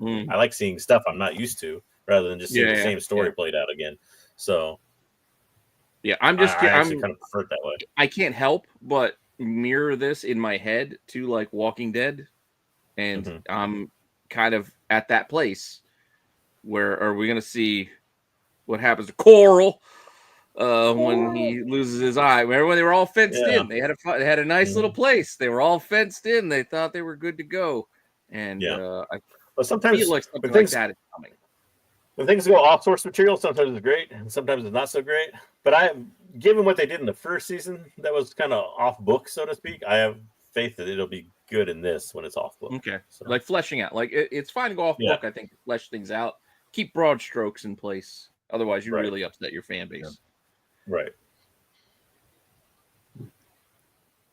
For me, this is one of those things that I don't like. You know, Pete, you and I have talked before about not wanting to watch trailers and not wanting to see things, but this is one of those things where, like, I get sent stuff about Last of Us and like on this show specifically, like on a daily basis. There's people who send me things regularly, and it's hard to not see some of this stuff. And I saw, it's not a spoiler, but it's like the official, like, not a trailer, but like still shots of the next episode. Okay. And so there's a scene of like there's Abby and a fence, you know, like with clickers and such, and like that's like I feel like they're gonna move quickly, JJ, and I'm a little nervous about that. But like you said, if they fill it in with stuff that's good, like that Nick Offerman episode and like that from the previous season, if they do stuff like that, then it's going to be great to fill in. I think there's a lot of content in the second game where they can stretch it out and give us multiple seasons, just where they're going to cut it off. So it all depends on where the season ends and what happens next. But so far it's been great. I can't wait for the next episode. 7 episodes it feels like not enough. But you know, you got seasons. I'm sorry. You have seasons coming, which right. I know there's another season. Has to be a little bit of a relief. Right. Thumbs up. Can't wait. I can't wait to talk about this more. I can't wait for it to keep coming out. Everything's really good. Cool. I'm glad. Because I know how much you enjoy this show, Dub. So I'm glad you liked it. Well, I have a question for Dub. How'd the wife like it? The wife thoroughly enjoyed it. So I kind of alluded to it earlier. She was upset at first because Caitlin Deaver was not buff like Abby is. However, she looks like Abby, so that made up for it. And so that Abby is her favorite character. She has a tattoo of Abby on her leg. She is super excited. I remember that. Yeah, she's a huge fan. So tell Spooky I put a thumbs up for her. So right, no fake mustache to hide. No fake mustache today. Fake mustache this week. Yeah, she enjoyed it as well, and definitely looking forward to the next. We argue about this show on a weekly basis, back and forth. The game, the show, about which side we're on, and we'll talk about that more at the end of the season. It's crazy to think it could be done. I don't know who they could have cast as Abby that would fit that physique too. Like who are you gonna find? She wanted the lady from Star Wars. She was Dr. Pershing's. No, Dr. Pershing's. I can't remember her name. Katie, no, I got you. Katie, yeah. Oh yeah. People who thought that was Afra. Remember, everybody thought Katie she was O'Brien. Yes. Oh yeah. Yeah, Katie O'Brien. Yeah. Katie O'Brien. That's it. That's who she wanted. Is she that or buff? Florence Pugh, which Katie O'Brien is. Katie O'Brien is buff. Florence Pugh is not buff, but she would have played. She would have been good as well. Yeah, she would have buffed up for it. Right, she would have exactly. But she's okay with Caitlin. Oh, Caitlin is a good actress. yeah. She's a good actress, so right. It makes up for a lot. Yeah.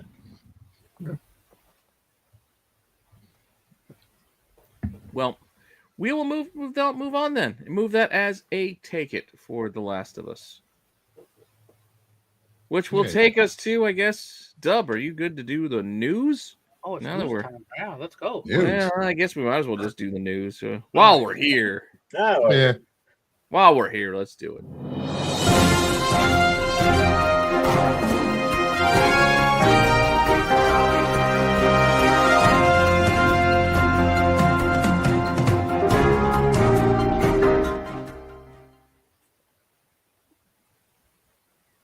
All right, here we go with some news this week. We're going to continue and we'll update you on a story that we talked about last week in our top stories, and it has to do with Diamond. Alliance Entertainment is officially the winner for now. Bankruptcy courts in Baltimore have an order saying that the agreement is as long as Alliance pulls their court case, then they are going to be declared the winner. There's still room for people to appeal and push back and fight back on this decision. But as of right now, the sale is set to close on April 25th. And then the Chapter 11 phase will be over. But this includes everything: Diamond UK, Diamond Select, and the grading. I'm surprised by that.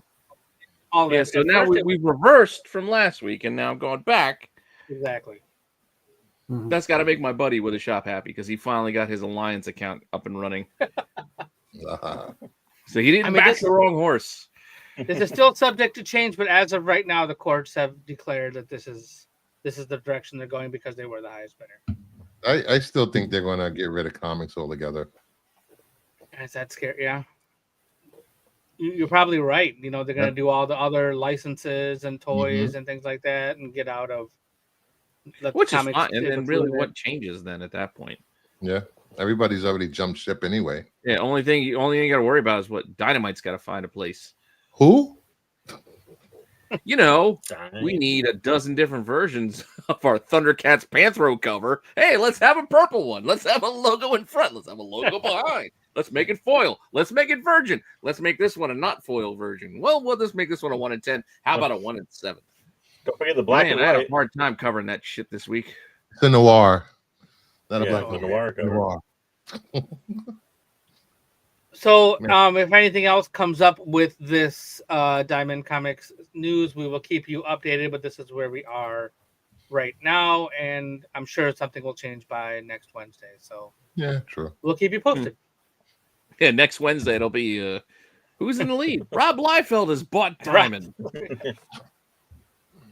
They're going to only publish Blood Wolf and Youngblood comics from here on out. Reprints of Youngblood foil.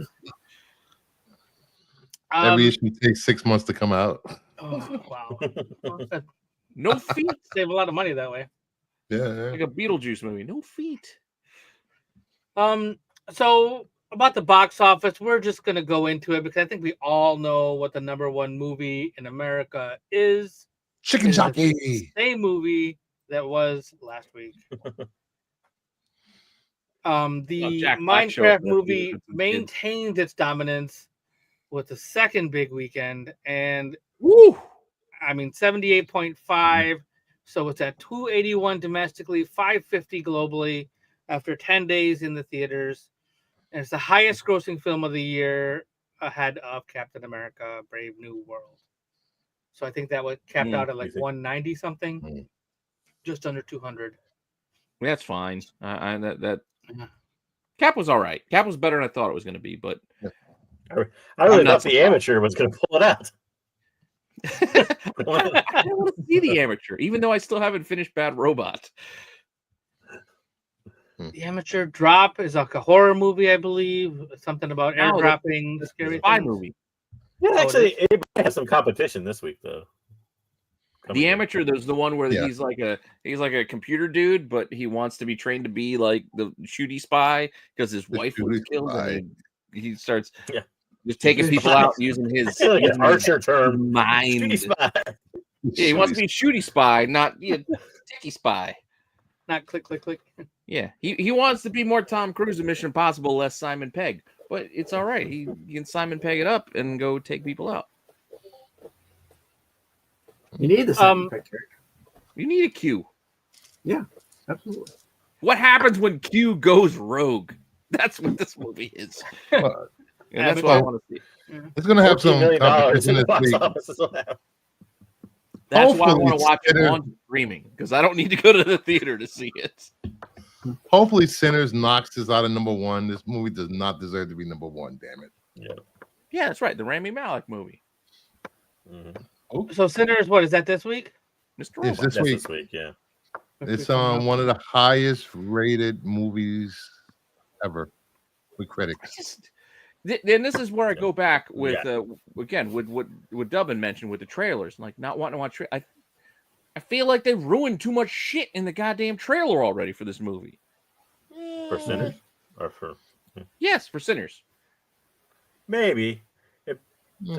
It's kind of weird because they held back. Aren't you all right? But before the movie comes out, aren't you pretty sure you already know who the vampires are? Well, we knew that. We knew that he was going to play You twin didn't brothers. need to know that. We knew that before we knew that when the trailer was on, the movie was announced. They announced there's going to be two brothers, one light, one dark. I'm not talking about the brothers. I'm talking about everybody else. You're just talking about everybody in general, I think. In general, They did the like, same I didn't thing. even know. You I didn't remember even know from Dusk Till Hawkeye. Dawn, I didn't where- even Kate Bishop was going to be a vampire too. You could have saved that. Come on, who doesn't want to see sexy vampire girl stuff going on? I know, but I could have been left wondering while watching the movie if she was going to be a vampire or not. There's going to be a lot more stuff going on in that movie. I hope so. I do not want to just see vampires, not just. I do want to see the Sinner. The Sinners is one I do want to see. And we have that's Thunderbolts, right? Yeah, that's what, May 2nd or something like that. Well, they actually spoiled something in the last trailer with Thunderbolts. There's nobody else around. We're the only ones. Uh-oh, Avengers. They're gonna be the new That's gonna be Avengers. good. I'm still looking forward. Yep, I'm still The Dark Avengers. Dark Avengers, probably. Or Avengers. All right, let's move on to some Initiative or other movie news. The next Godzilla film from Takashi Yamazaki will be a direct sequel to Godzilla -1. I still gotta watch this. Oh my gosh, it's on. I started to watch this so many times, and then I've fallen asleep. Not because it's boring, because I started to watch it at like 1 o'clock in the morning. And I'm like, well, I start to watch it to go to sleep. Could have watched it instead of read Godzilla vs. Hulk this week. Well, choices, priorities. Okay, I did make the choice. I did actively make the choice. Choices. Fair enough. But the Toho company is investing millions into expanding Godzilla into more movies, animation, mobile games, video games, merchandise, all kinds of things. And the sequel to -1 is part of it. And it Godzilla the flamethrower. Godzilla strategy. Godzilla the toilet paper. I just hope they don't use the same video game company they used for that PS4, PS3 game that came out. That was a horrible game. Worst Destroy All game ever. Monsters was good back in the GameCube days. fighting one? Destroy All Monsters. No, Destroy All Monsters is the fighting one. Yeah. Destroy All Monsters was good.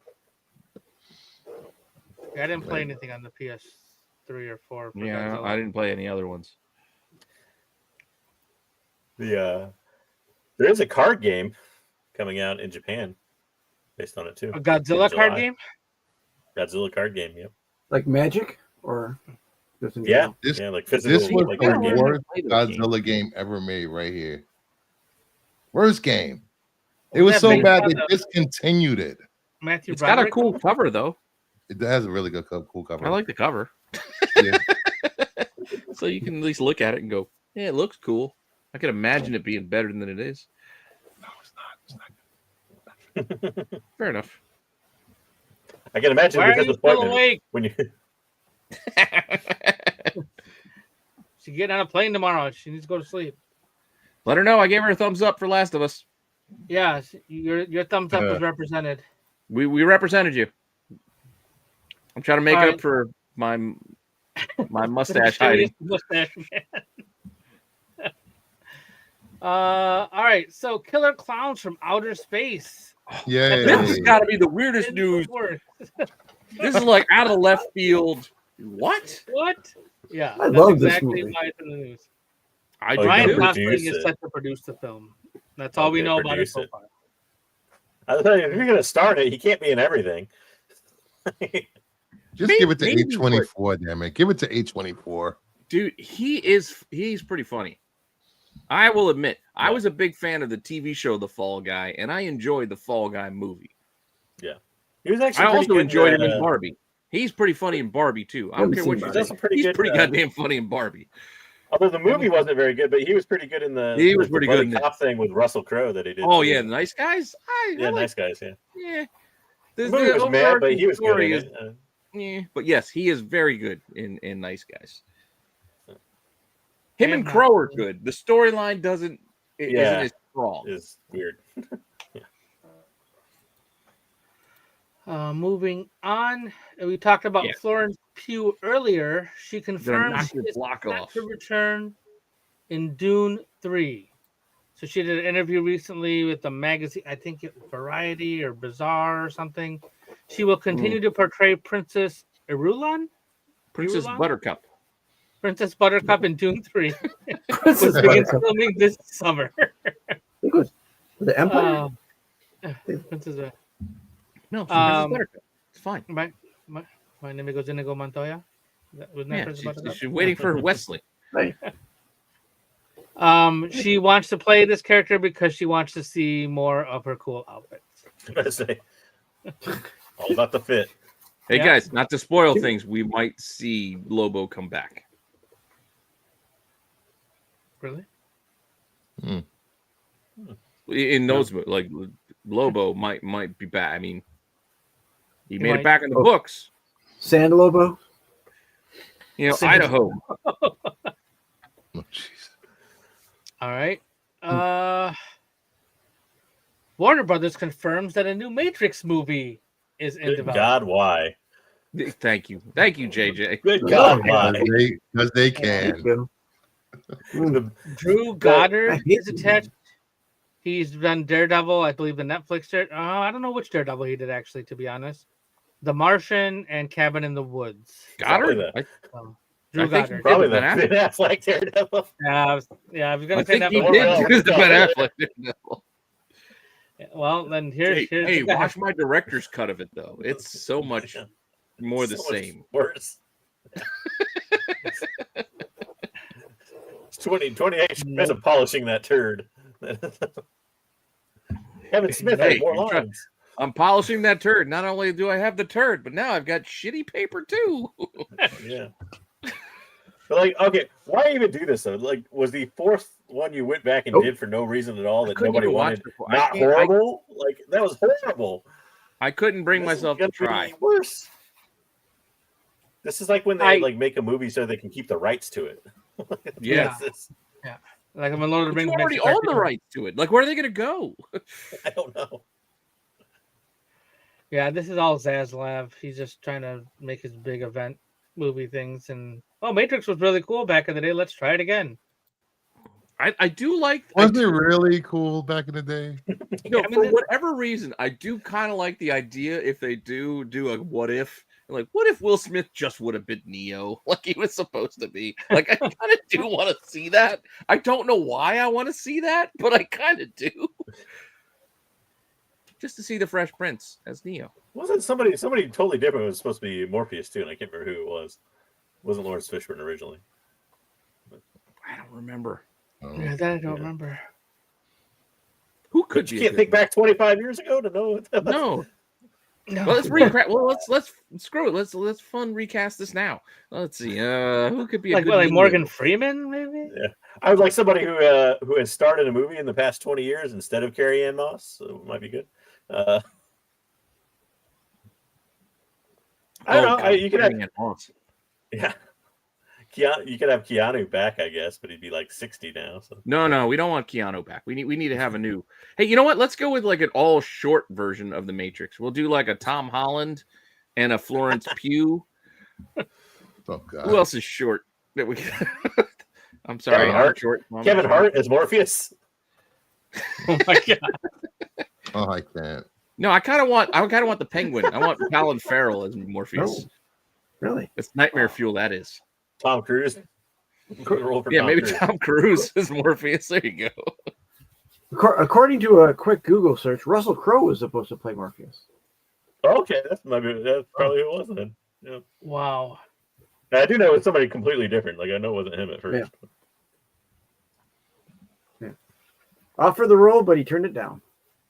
Yep. Well, there you go. And now for something Made that whole completely Gladiator different. movie. Yeah, completely different. Another thing that we don't need though. What's that? There's a lot of stuff we don't need. Another Beetlejuice Oh Jesus! Yeah, I we knew don't that need was going to another one. happen. is in the They works. have to. So No, is it this doesn't have one to. going to be called Beetlejuice? Just Beetlejuice? Probably. No, it'll be Beetlejuice, but the E will be a 3. Oh, Beetlejuice you're right. 3000. Yeah, let's have a Beetlejuice 3000. The Blue Brothers. Beetlejuice 3000. Sure, why not? Thank you, Barlord. And again, I didn't hate the second movie. No. It really wasn't great. It was all right. It was just It just was okay. Here, I'll help you out, Pete. Although I am all for more Jenna Ortega in pretty much anything. But Thank you, Sticks. No. I mean, They were Jenna just Ortega and Yeah, there were just Winona bits and Ryder. seconds that they moved. They forced it, like the whole like singing at the end of the, was just I haven't awkward. watched it yet. what Is point it out on Michael streaming Keaton yet? just- Is it out on streaming? Yeah, I think so. Yeah, I think it is. It's Yeah, probably HBO on Max. HBO. Yeah, probably on My Max. son's watched it since it's come to streaming. All right. So At what I'll point give does it- Michael Keaton give it a just wa- I'll give it a say, getting watch. too old for this shit and walk away though? All right, and then we are getting Monty Python and the Holy Grail back in theaters. And now for something completely You different. French Knigget. 50th anniversary 50, of dang. the Wow. it's Yeah. now 50 years. May 4th and 7th, which is a Sunday and a Wednesday, the film will screen in theaters. So it's one of those Fathom events deals. So I love this. I am 100% on board for this. May That the 4th, rabbit though. is dynamite. What is it gonna be like? Well, you're Re-release you're day on May the 4th? on May 4th, yeah. So Yeah, May the 4th be with you. Why not? yeah, that's today because you probably can't go on the 7th, Pete. You can watch this and then go watch Revenge of the Sith. Yeah. I'll watch is that- this over Revenge of the Sith any Is day. Revenge of the Sith coming out Ever. the same day? I think it's No, Revenge of the it Sith. comes yeah, I'm out pretty sure the comes out the 28th through the 30th. Oh, okay. Yeah, we'll follow up. Okay, so it's before Anakin, that. I've got the high ground with the just coming through and just With a killer rabbit in it. That's such a bad movie. Jeez. I went and watched the 40th anniversary release of Vampire Hunter D last weekend. Your mother was a Ooh. hamster, and your In father 40 years? was elderberries. 40 years since the original one. Yeah. 40 years. What's 40 years? Wow. Vampire Hunter D. Vampire Hunter D. Yeah. Good Lord. Seriously? Yep. 1985 was the I am- first one. I am old. Wow. You are old. I am really old. It's true, Barlord. It's true. All right, let's talk about some streaming. Let's see.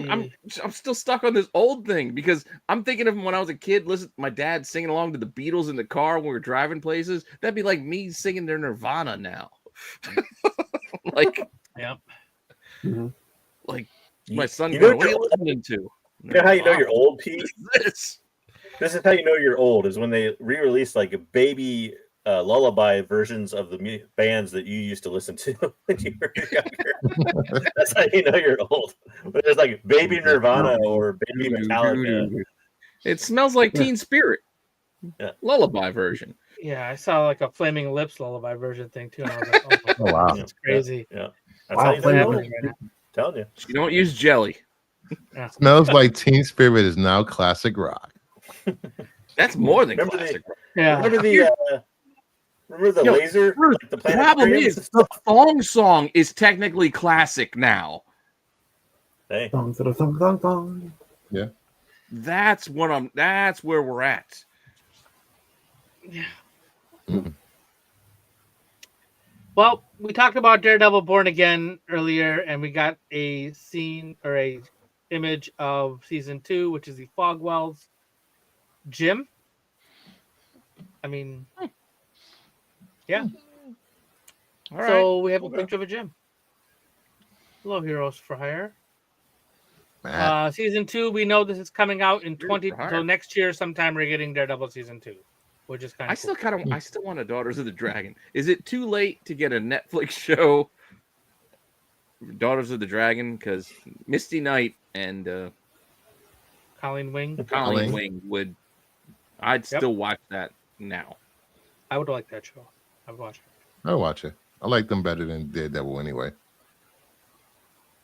Well, I like it better than Iron Fist. Yeah. Speaking of dragons and Marvel, when are we getting anything Shang-Chi?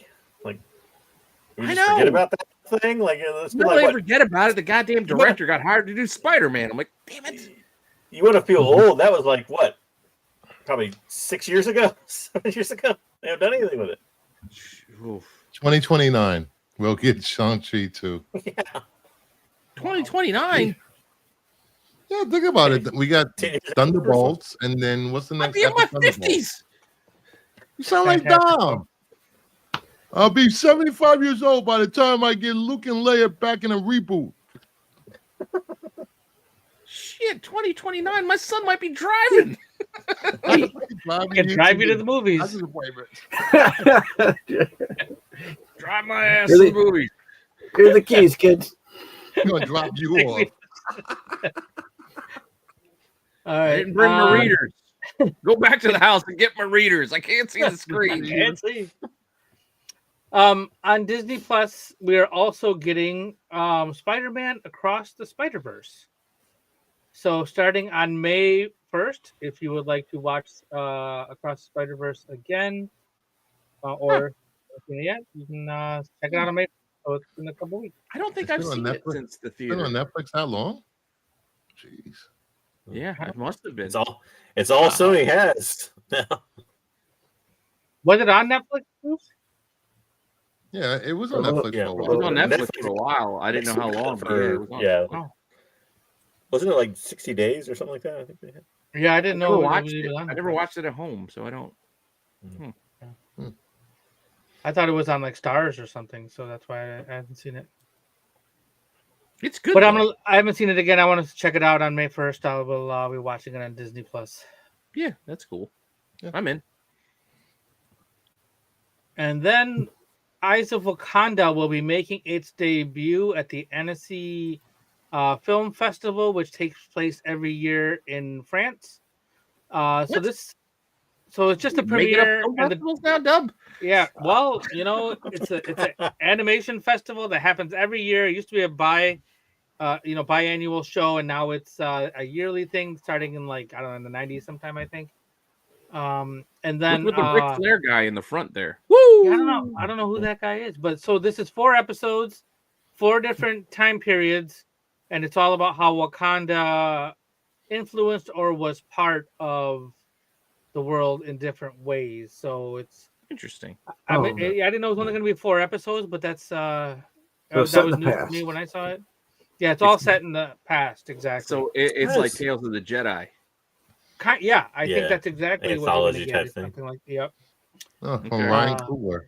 It's going to be from Coogler, and the first episode will be shown at this film festival, and then it will premiere. All right, August. Well, then we got this. We get in August, yeah. And then we'll get. Wasn't the deal in Black Panther though? Until recently, they're a closed off society from the rest of the world. Well, that's probably the secret. It's that they were secretly, behind, secretly influencing the rest of the world. Yes. Yeah, right. Secretly moving things along. Yeah, I think that's exactly what they still don't let their identity out. But they're out and about. Well, we got to go back. It's like Edison. No. We made the light bulb. The light bulbs really, the fibers are vibranium. You just didn't know it this whole time. Yeah, you didn't know it. And Nikola Tesla.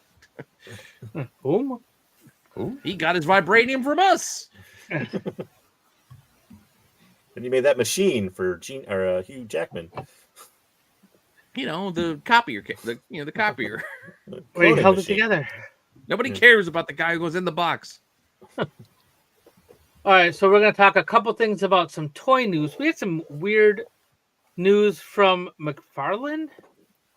So McFarlane sent out this message to Walmart, which had a couple of exclusives that they were supposed to be carrying. And they said that their truck, which had a shipping container full of action figures on it, was hijacked or was stolen. Somebody stole the whole trailer full of toys. Was it driven by Stax? Was Samuel L. Jackson in charge of driving this thing? And then he got drunk and forgot to leave the keys. I bet Meatloaf was behind it. This is definitely an inside job. Yeah, so first it was the Supergirl Page Puncher was the first thing that was announced. This was this figure sold out. It was a Walmart collector con thing. People were super excited about this figure. And then it was like, oh, well, this was on the truck. And then a couple of days later, we got another message saying that the complete and entire stock of the gold label Killing Joker figures were also on this truck. So they're giving out refunds, and you're not going to be able to get this figure until it starts showing up on the black market somewhere or on eBay from whoever stole this truck full of figures. These were the two. I mean, there was a lot more stuff, obviously, in the shipping container. But these were the two major things that That's were. a lot of figures in a truck, though. I'm about to say, a whole container. I kind of feel like this is like a almost like Bruce. It's like an inside job. Has to be. Like we did. You know, we had to delay all this stuff, or we could just say it was stolen and then not pay, not give any of it out. I don't know. Let's not take the truck with the iPhones. Let's take the truck with that figure is. Right. Oddly, I didn't need to see like a police report or something on the stolen truck to confirm it. This seems weird. Yeah. Can't track an action figure. So. Comic nerds and his friends arrested in basement of mother's apartment building. Yeah, this is just nuts. This is gonna be weird. I read a couple of different things. I couldn't tell if it was. So one said the shipping container was taken off the ship and then taken on by truck to the McFarlane warehouse, or it was going from the McFarlane warehouse to the Walmart warehouse. So I'm not sure because these, I believe, were both the Supergirl definitely was, and I believe the Joker was Walmart exclusive as well. It was. So they were either on their way to one or the other. Don't look at me. You live right by the Walmart distribution center. I do live by the door. Why does Supergirl have a Pirates of Darkwater sword in her case there? From that series. She has a sword in that Woman of Tomorrow. Yeah, Woman of Tomorrow. Pirates of Darkwater. What a deep cut. That's what I'm here for. I have a remake that, damn it. Related. Pirates of Darkwater. Well, it's going to be part of the Nacelle universe soon, so it'll be out in comic form next year. Probably. And that's a good Joker figure. That's a really good figure. Yeah, I mean, I'd get that. Joker can't get it now. I know it's on. Yeah, I know it's in the Killing Joke, but I feel why not like produce more and then try? Like I don't get. Well, now if they make them now, they have to start production over, and then by that time they have to pay the tariffs because they were already here. So now they may or may, and they might lose the license as well before they can get it made. Yeah. So that's what I'm saying. It sounds weird. Almost like it was like, well, we can't get them out on time, and the tariffs are coming, so let's just say they're stolen. The tariffs are coming. The tariffs are coming. Hopefully, I can pick up a few of these outside of Baltimore this year. Yeah, right. Outside of Baltimore. But I also wonder if something was wrong with the figures that were made, and then they decided not to sell them, like you're saying. You know, like why Supergirl has got the Deathstroke boots there. She's got the wrong boots, or pull them all the way up. Joker was orange code, or something weird may have happened during production. Who knows? We may never know, but they could have been filled with fentanyl. Who knows? Right? Yeah, could have been drugs. 3D printed with fentanyl. And then flipping over to the Marvel side, Hasbro announced a Marvel Legends Daredevil Born Again Punisher figure. There you I go, think Bruce. All for you, announced bud. it today, yesterday or today. This came out today because the episode aired last night. So they hadn't announced this yet. He looks just like he did in the final episode of Dude, they even gave him Daredevil the Born hatchet. Again. They gave him the hatchet. They gave him the one Glock. Is that a Glock, Bruce? The one Yeah. pistol. It's got the Mhm. extended knife. mag and everything. It's Look a at that. Glock with an illegal extended clip. That's what it is. So he's got nine rounds. Do you expect There to anything kill less from all the those Punisher? cops. Get out of here. I got a kung fu grip. Let me grip you. I was listening to a Reacher book today, and he was talking about the Glock, and he was like, "Nah, the Beretta was better. It's got 10% more stopping power, even though you get 2 less bullets." Hey, we should have went with the Beretta instead of the Glock. No plastic parts. So this actually goes on pre-order tomorrow at 1:00 Eastern Standard Time at most. I believe it's a general release, so most retailers, including Hasbro Pulse. I have to ask for Bruce. Does it have John Barenthal's voice though? For the charade. A sound Yeah, chip. are you from Jersey? I'm from Jersey. Yeah, we get along. We're both from Jersey. Come on. You fucking losers. Hey, what do you fucking think this is? You don't GTL like everybody else? Come on. You know my pain. You don't know. You don't know my pain. I'm the Punisher. All right, let's talk about some comics. So we talked about Dune a little bit earlier. We are getting a Dune Edge of a Chris knife. I don't know. Okay. It's set in between the prequel novels Navigators and House of Atreides. But it's got an origin of shout out. Shout out Mapeys. Shout out to Mapeys. Shout out Mapeys. I'll give my shout out to Mapeys and all my peeps up in Federakin. Federakin warrior who becomes the head housekeeper. So this is going to be a very, very thrilling and engrossing story in the Dune universe. I will be the head housekeeper. In the Duneverse. This is I want to upstairs, clean your downstairs. toilet. We doing Downton Abbey? Is that what we're doing? We're doing Downton Abbey in the Dune universe. Oh God! I don't do laundry though. No laundry. So what is the Someone's butler got to do? clean up all that sand. Puddle, sir. We're getting, we talked about the Hellfire Gala last week with the Marvel Rivals, so we're still going to get some Hellfire Gala this year. It's going to be a one-shot X-Men Hellfire Vigil #1. It's going to have a bunch of people: Jed McKay, Gail Simone, Eve Ewing, Luciano Vecchio, Javier Garon, Sarah Pacelli, and a bunch of other people are working on this one shot. Here are at least 3 of the covers that will be out later this year. I didn't get a date on that, but that Who's gonna die at this Wolverine. one?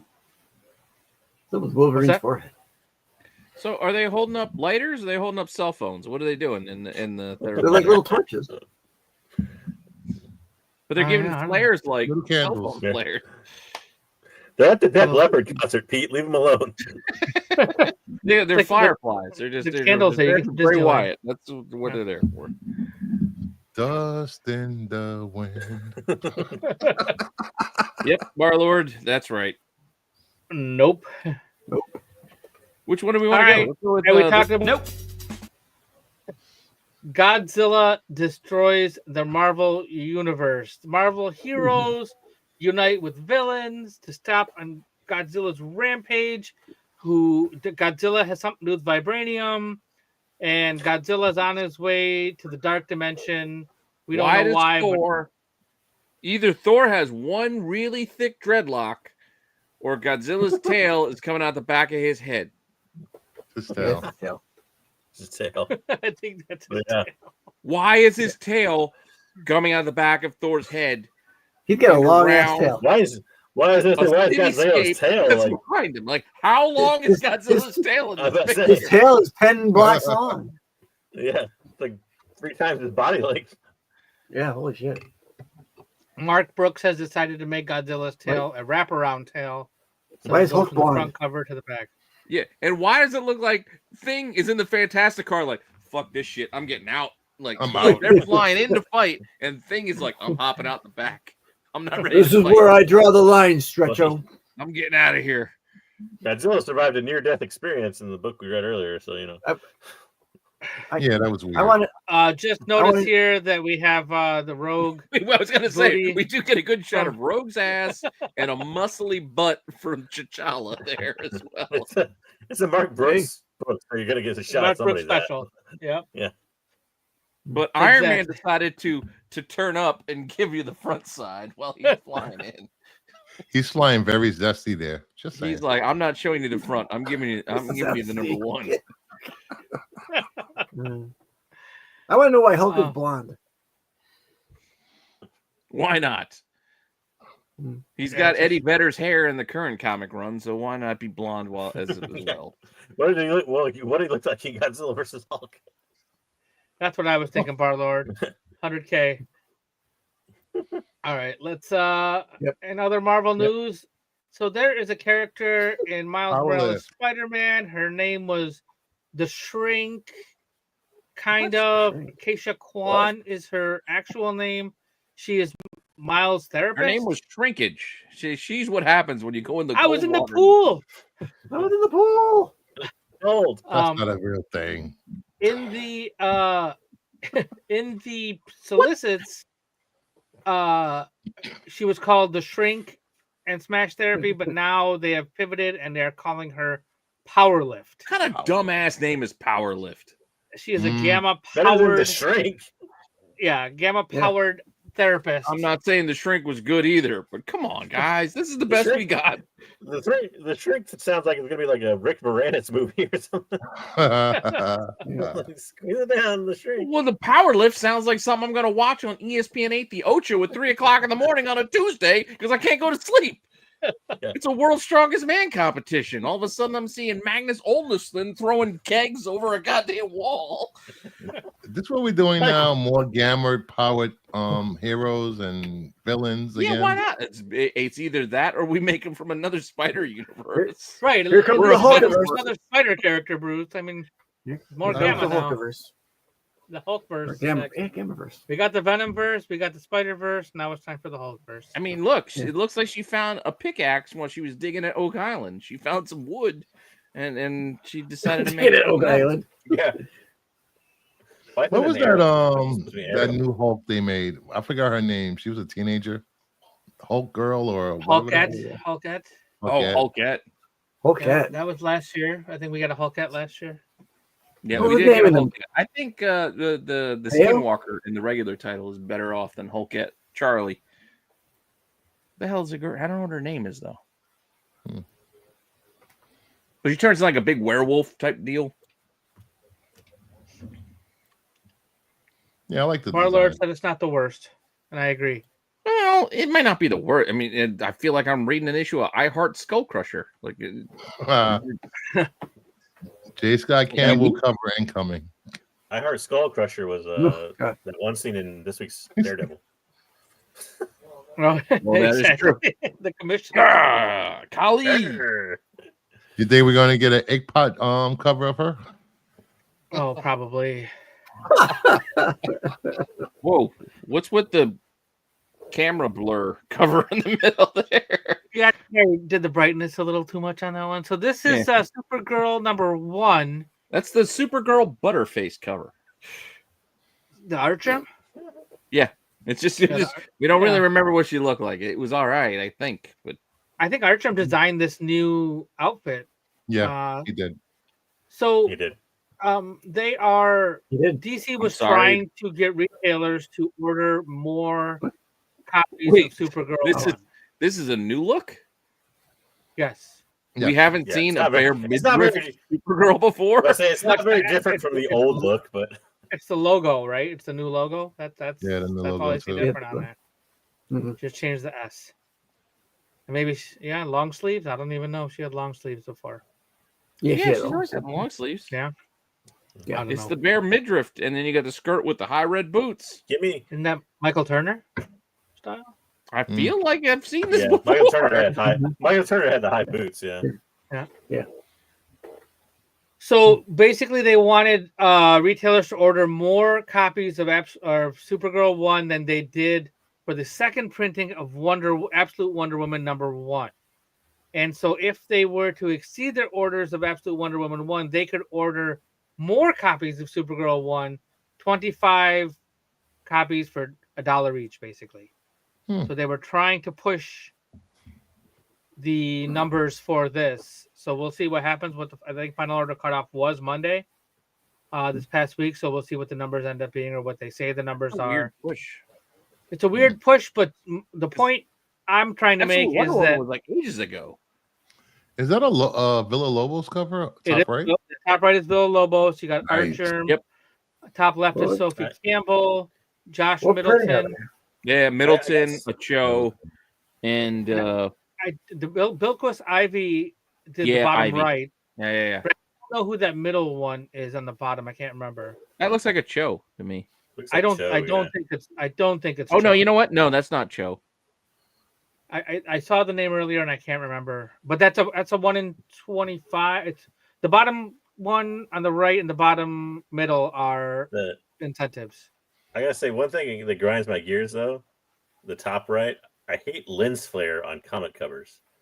It's not a camera. You're not filming the thing. Why the fuck is there lens flare? Abrams. Why is there lens flare on your comic cover? Like seriously. I hear you. I'm with you. That's Plus, probably why gonna is be it the best coming out of selling the one though. armpit? That's an awkward placement for the lens flare. Yeah. Like, why? Let's put the light source right in her pit. Why? Well, So she's it's an blocking action part of it. pose. The Villa Lobos? Yeah, the Villa Lobos. That's the Villa Lobos with the lens flare. Yeah. So my whole point in telling you this is don't overpay if you like those incentives. There's probably going to be a lot of them out there, and there's probably a lot of this book out there as well. $3.99 out on May. A lot of exclusives are coming. I can see it now. Yeah, I saw. All right, let me see if I can figure out. Dungeon Crawler said What was it's the Scott one Forbes. Oh, it's Scott Forbes. Yeah. It's Forbes. Thank you, Dungeon Crawler. Carl. Thank you. That's the 1 in 50? That's the 1 in 50. Is it? Okay, I wasn't sure which was which. One's the 1 in 50. Yeah. And the Bilquis Ivy is the 1 in 25, it looks like. Got it. Okay. Mm-hmm.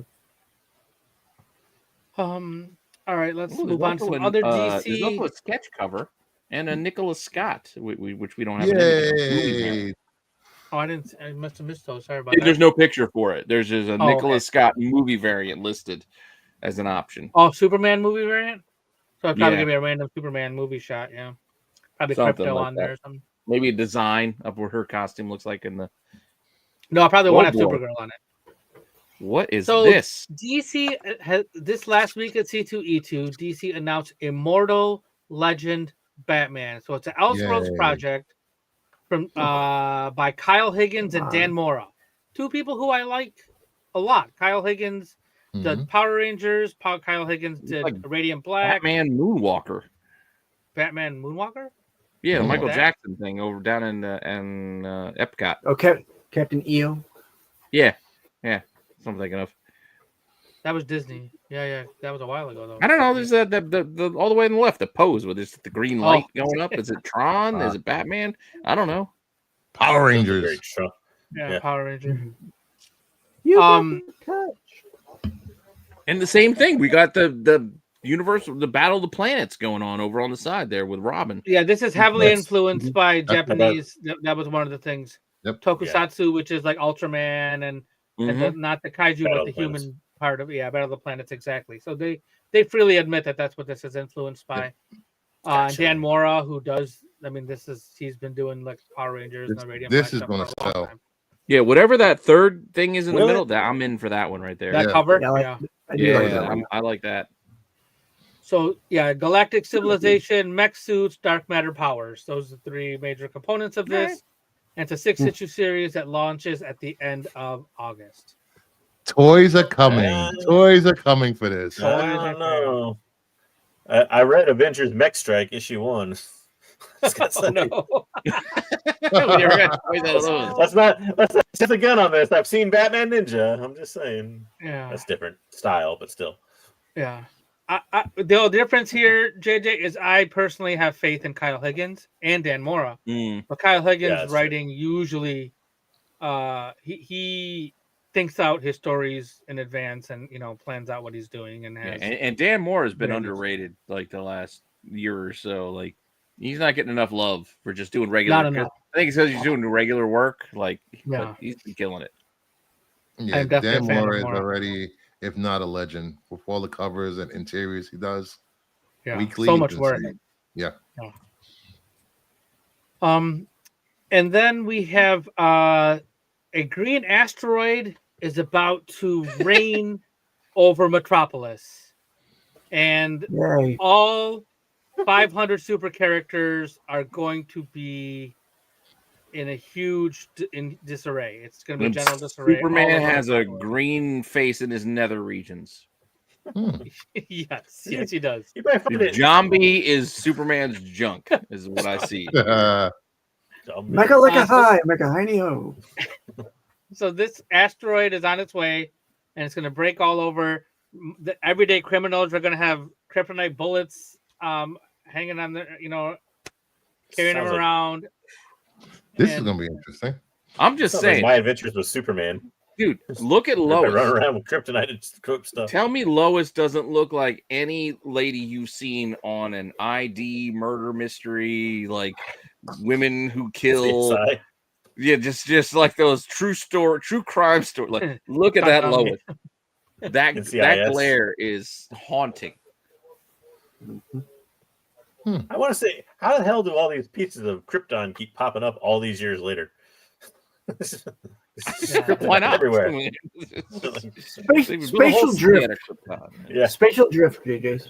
Spatial drift. Black holes. Took all and that time to get here. Yeah, it took all that time. Time warp. Green K will be the resource that's on the planet, and it's going to change the balance of power. Superman's going to have to start wearing mech suits and stuff, and figure out how to protect himself from kryptonite. Did they sneak in a monkey? Yeah, the Superman. There's always a monkey. There's always a monkey in Superman. This is a random monkey just there. Like, who's the monkey with glasses? Special guest crossover. Why the Last Man? What the hell's going on here? This is going to be interesting. I think it's supposed to be looks like Archie. Looks like Archie. Gorilla. He doesn't look like it. They stay out of Riverdale. This is Dan Slott, Joshua Williamson, and Mark Waid who are working on this. I'm going to guess there's 3 stories in there or 3 chapters. So what's interesting to me about this is for years we hear Superman is boring. Superman is overpowered. Superman is, it's not fair for Superman to fight against criminals. He's or got a bad green guys. face in his junk area.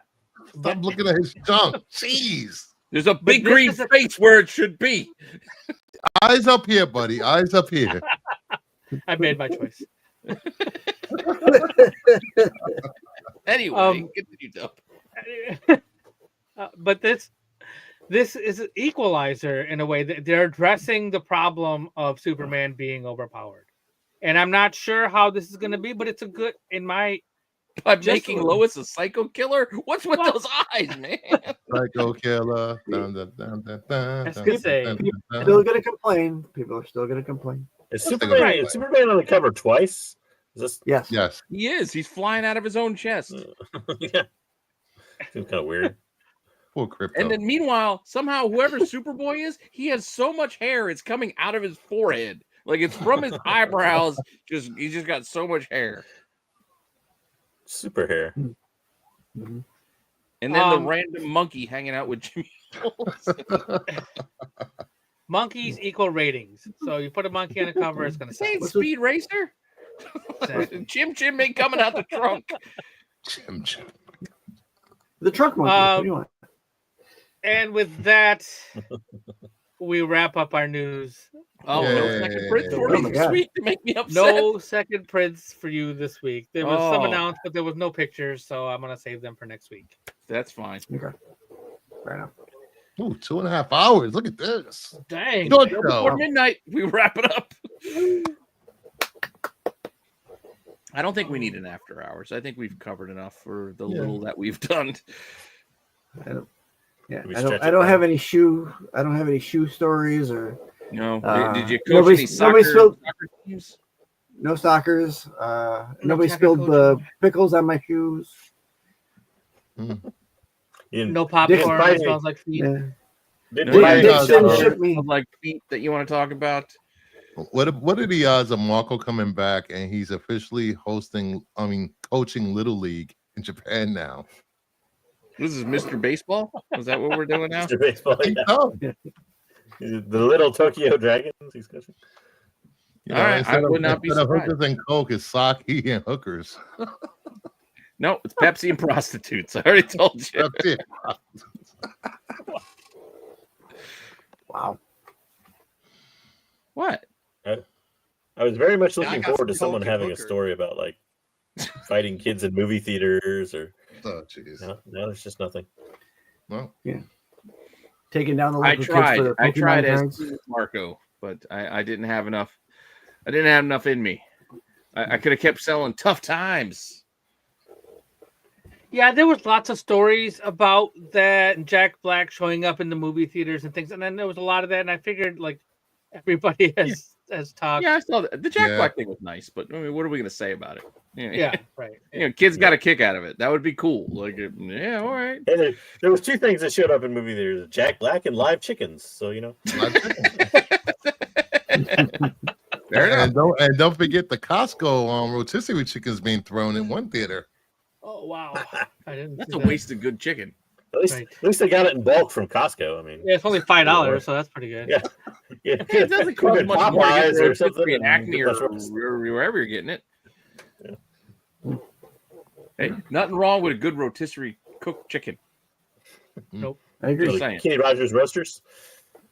You can still make a lot of good things out of that chicken. You can make a good pot pie. You can make yourself some quesadillas. Like you can do a lot with that rotisserie chicken. Make yourself a dang quesadilla. Make your dang quesadilla. Knock it off, Napoleon. Just got to turn on your propane. No, we're not going there.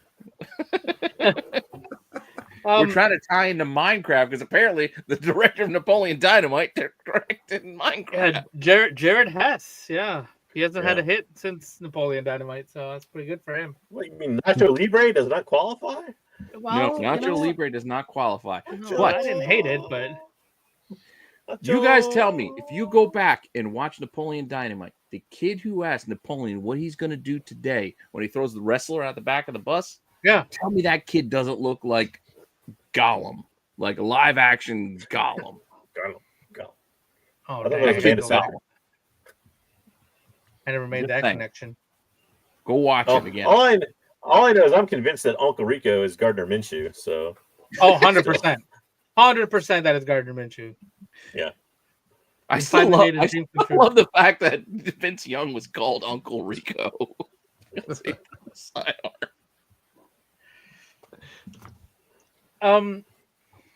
So for those of you who don't know, this weekend is the biggest event in the wrestling Christendom. It's right? Easter. Oh yeah, that too. It's Easter. In Christendom. That's right. Hulk Hogan comes out of his cave. This is where we worship zombie Jesus. Right. What, the Undertaker? Yeah. Paul Bearer. Exactly. No, but seriously. But seriously, well, it is Easter, but it's also WrestleMania weekend. And tomorrow night, on the Absolute Geek podcast, we will see they will have the WrestleMania 41 prediction show. So that is a show where obviously they decide and they tell you what scenarios are going to happen, who's going to win and lose all of the matches over the weekend. This is a big one because it's a 2-night event. I'm going to do my best to make it on that show. I will try as well. Hey, Dub still had the best. Dub had the best Rumble showing, so we had the Rumble. You did. I did, and then somebody got the. It wasn't. Was it Sticks? Did you do the elimination? No, it was Pete. Pete, you're Did the I get the current. chamber? Yeah. You were Elimination Chamber. You had the most points for Elimination Chamber. And then so this is WrestleMania this weekend. So it's a lot. It's gonna be a long show probably because there'll be a lot of things to cover. Right. But they're not gonna do the normal format they said. It's gonna be mostly just picks and talking about WrestleMania.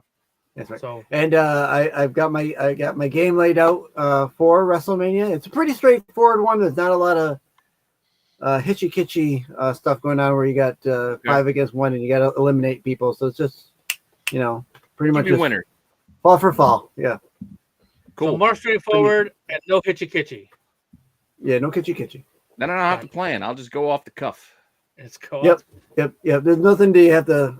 No Venn diagrams. You gotta Go with the significant gut.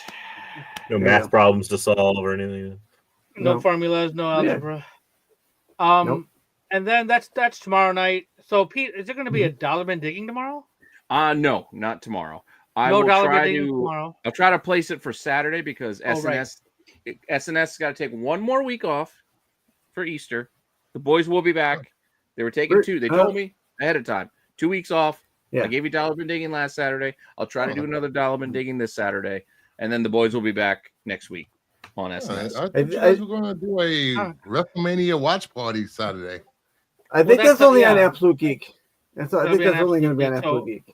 But before we get there, Friday night at 9 o'clock, the CBSI Hot 10 show right here in Renovision happens every week, consistently at 9 o'clock. You get that Hot 10 show. I don't take weeks off. And immediately following that, when I do take weeks off, I farm it out to the boys, and you guys fill it in. You only did it once when I went to Disney, but still, I still make sure the list gets done. The list was done. And immediately following that, you can check out the qualified right here in Renovision. What are you guys covering this week? They got a guest this week. We have a special guest. Come on, Bruce. A little indie artist known as Mark Spears will be on the show. Oh, dang, that's awesome. He will be promoting his new Kickstarter for Halloween trading cards and showing off his own created exclusives for Huntsville. So not the shooting guard for the San Antonio Spurs. No, not that guy. Mark Spears, Creative Monsters. Not Manu Ginobili will not be coming. And Dom's favorite G.I. Joe cover ever. Yep. Oh, the Zartan cover. Yeah, Dom just likes Zartan. So wait, he has his own exclusives for the Huntsville, Alabama show. Yes. So that's his local show. Oh, I gotcha. So he's got his own. That's awesome. Yeah, so he'll be selling his own books. Cool. He's going to show off all his exclusive that he's working on, and that's going to be at the con, and maybe a mention of his website that might be launching also. Oh. So that will happen immediately following the CBSI Hot 10 show, probably 9:20-ish on Friday night. I got the 10 to be about 20 to 22 minutes. If it was up to Pete, it would be 9:10 if he can get it to 10 minutes. No, that was the old days when I used to do the top 10 and 10. I don't need 10 minutes. I'll give you 20. I can do 2 minutes per book now. Hi, Christina. All right, that works. By. Hey, Christina. I don't need 2 hours to tell you a list of 10. That's all I'm saying. I can do it a little quicker than that. And then Saturday night, Pete said there won't be SNS, but we will have a dollar bin digging right here on Renovision. So Pete will deliver that to you around the same time, 8 o'clock probably Eastern time. And then Sunday is the Tales from the Dark Side show. I don't know. Probably. I don't know. Monday. Possibly Monday. It might be Monday. Yeah, it might be Monday. We talked about it. I mean, I got like Marco was like, I'm in Japan. Can you help out? I'm like, dude, I got WrestleMania. Like, me and my son are gonna be glued to that small thing called Easter happening on that day. And too. Easter. Yeah. Oh yeah, right. I've got my zombie to worship. Well, if you guys want to keep busy on Saturday and Sunday, I mean, no offense. If you want to keep busy on Saturday and Sunday, you can head over to Kingdom of Nerds and check out my series on DCU logo variants. I just dropped episode 8 today. Ooh. That is also true. Number 8. Sticks wasn't in the chat. DCU. Those are hidden treasures. You can I was go driving. find. Yeah. There will probably be a Star Wars show on Monday, I think, is what we're maybe planning. I think we're shooting for Monday. Yeah. So we will be If you covering that boys little do thing Monday, known. I might be able to make it back. Yeah. Okay. Might be that Yeah, little thing known as Star Wars Celebration that we might be covering. Yeah, and if we do that, then we'll do like the watch list. I'll drop at 8, and then we can do Star Wars at 9 or something like that. Yeah. Yeah. We'll give it the Star Wars show So- that prime spot at 9 p.m. because We everybody loves need an that extra 9. day. We need an extra day or so to negotiate with the State Department to get Marco back. No. Yeah, we'll see. We'll see if we can get him back in the country. I don't know. You can always watch negotiating? Raw later, right, Pete?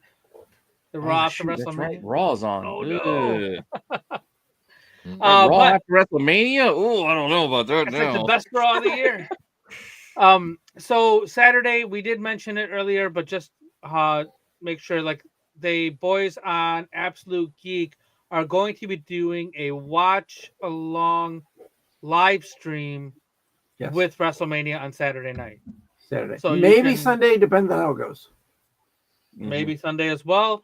So you can check that out. Absolute Geek. That's linked. Kingdom of Nerds is also linked under the. Also, don't forget, Absolute Geek's giving you their best. Remember, it's an SNS segment sometimes, or it used to be an SNS segment. Best and worst covers of the week. Matt runs them down. He's been dropping that as separate content. Go check that out because it's always good stuff. Yeah, check out Absolute Geek. There's content. He does reactions on things, and then the wrestling show is consistent every week. So check that out on Thursday nights. And then, like Pete said, Monday, the Wednesday watch list, probably around 8:00 on Monday night. And then stay tuned so you know if we're going to do the Star Wars show on Monday or not. So much news is probably coming out of the celebration this weekend. I mean, we got a man in Japan right now. We got the man is there. Who else has a man in Japan right now? Boots on the ground. Exactly. Boots on the ground like we're the goddamn Oak Island crew.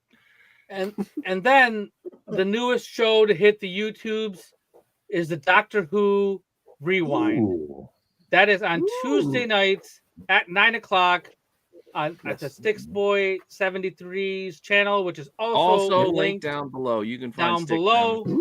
They watch a classic episode of Doctor Who from the new series. You know, so far they've only done like Eccleston stuff, but you know, hopefully they get to some of the good stuff. We're gonna get in. We're gonna get into the classics pretty soon. You guys did what? You did Empty Child last week? We did Empty Child. That was a great Moffat episode. That is a great episode.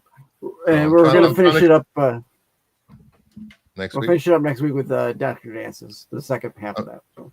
I'm trying to stick to call the show New to Who. New to Who? He's trying. New to Who. I'm trying. That's Tuesday night. How about they watch Who a Knew? classic episode. They react to it. There's people who have never seen Doctor Who before. There's people who have seen some Doctor Who before. And if you have any interest in Doctor Who, which is a great series, wait till they get to Amelia Pond and Claire and hell, just wait to get to Tennant. So you good. just need Tennant. Bring Tennant in, and that show starts getting so good. You just need the Tennant run. If there's a more recognizable run outside of Tennant's, it's Tom Cruise run. But those two are neck and neck. Mm-hmm. David Tennant's awesome. I love it. He is fantastic.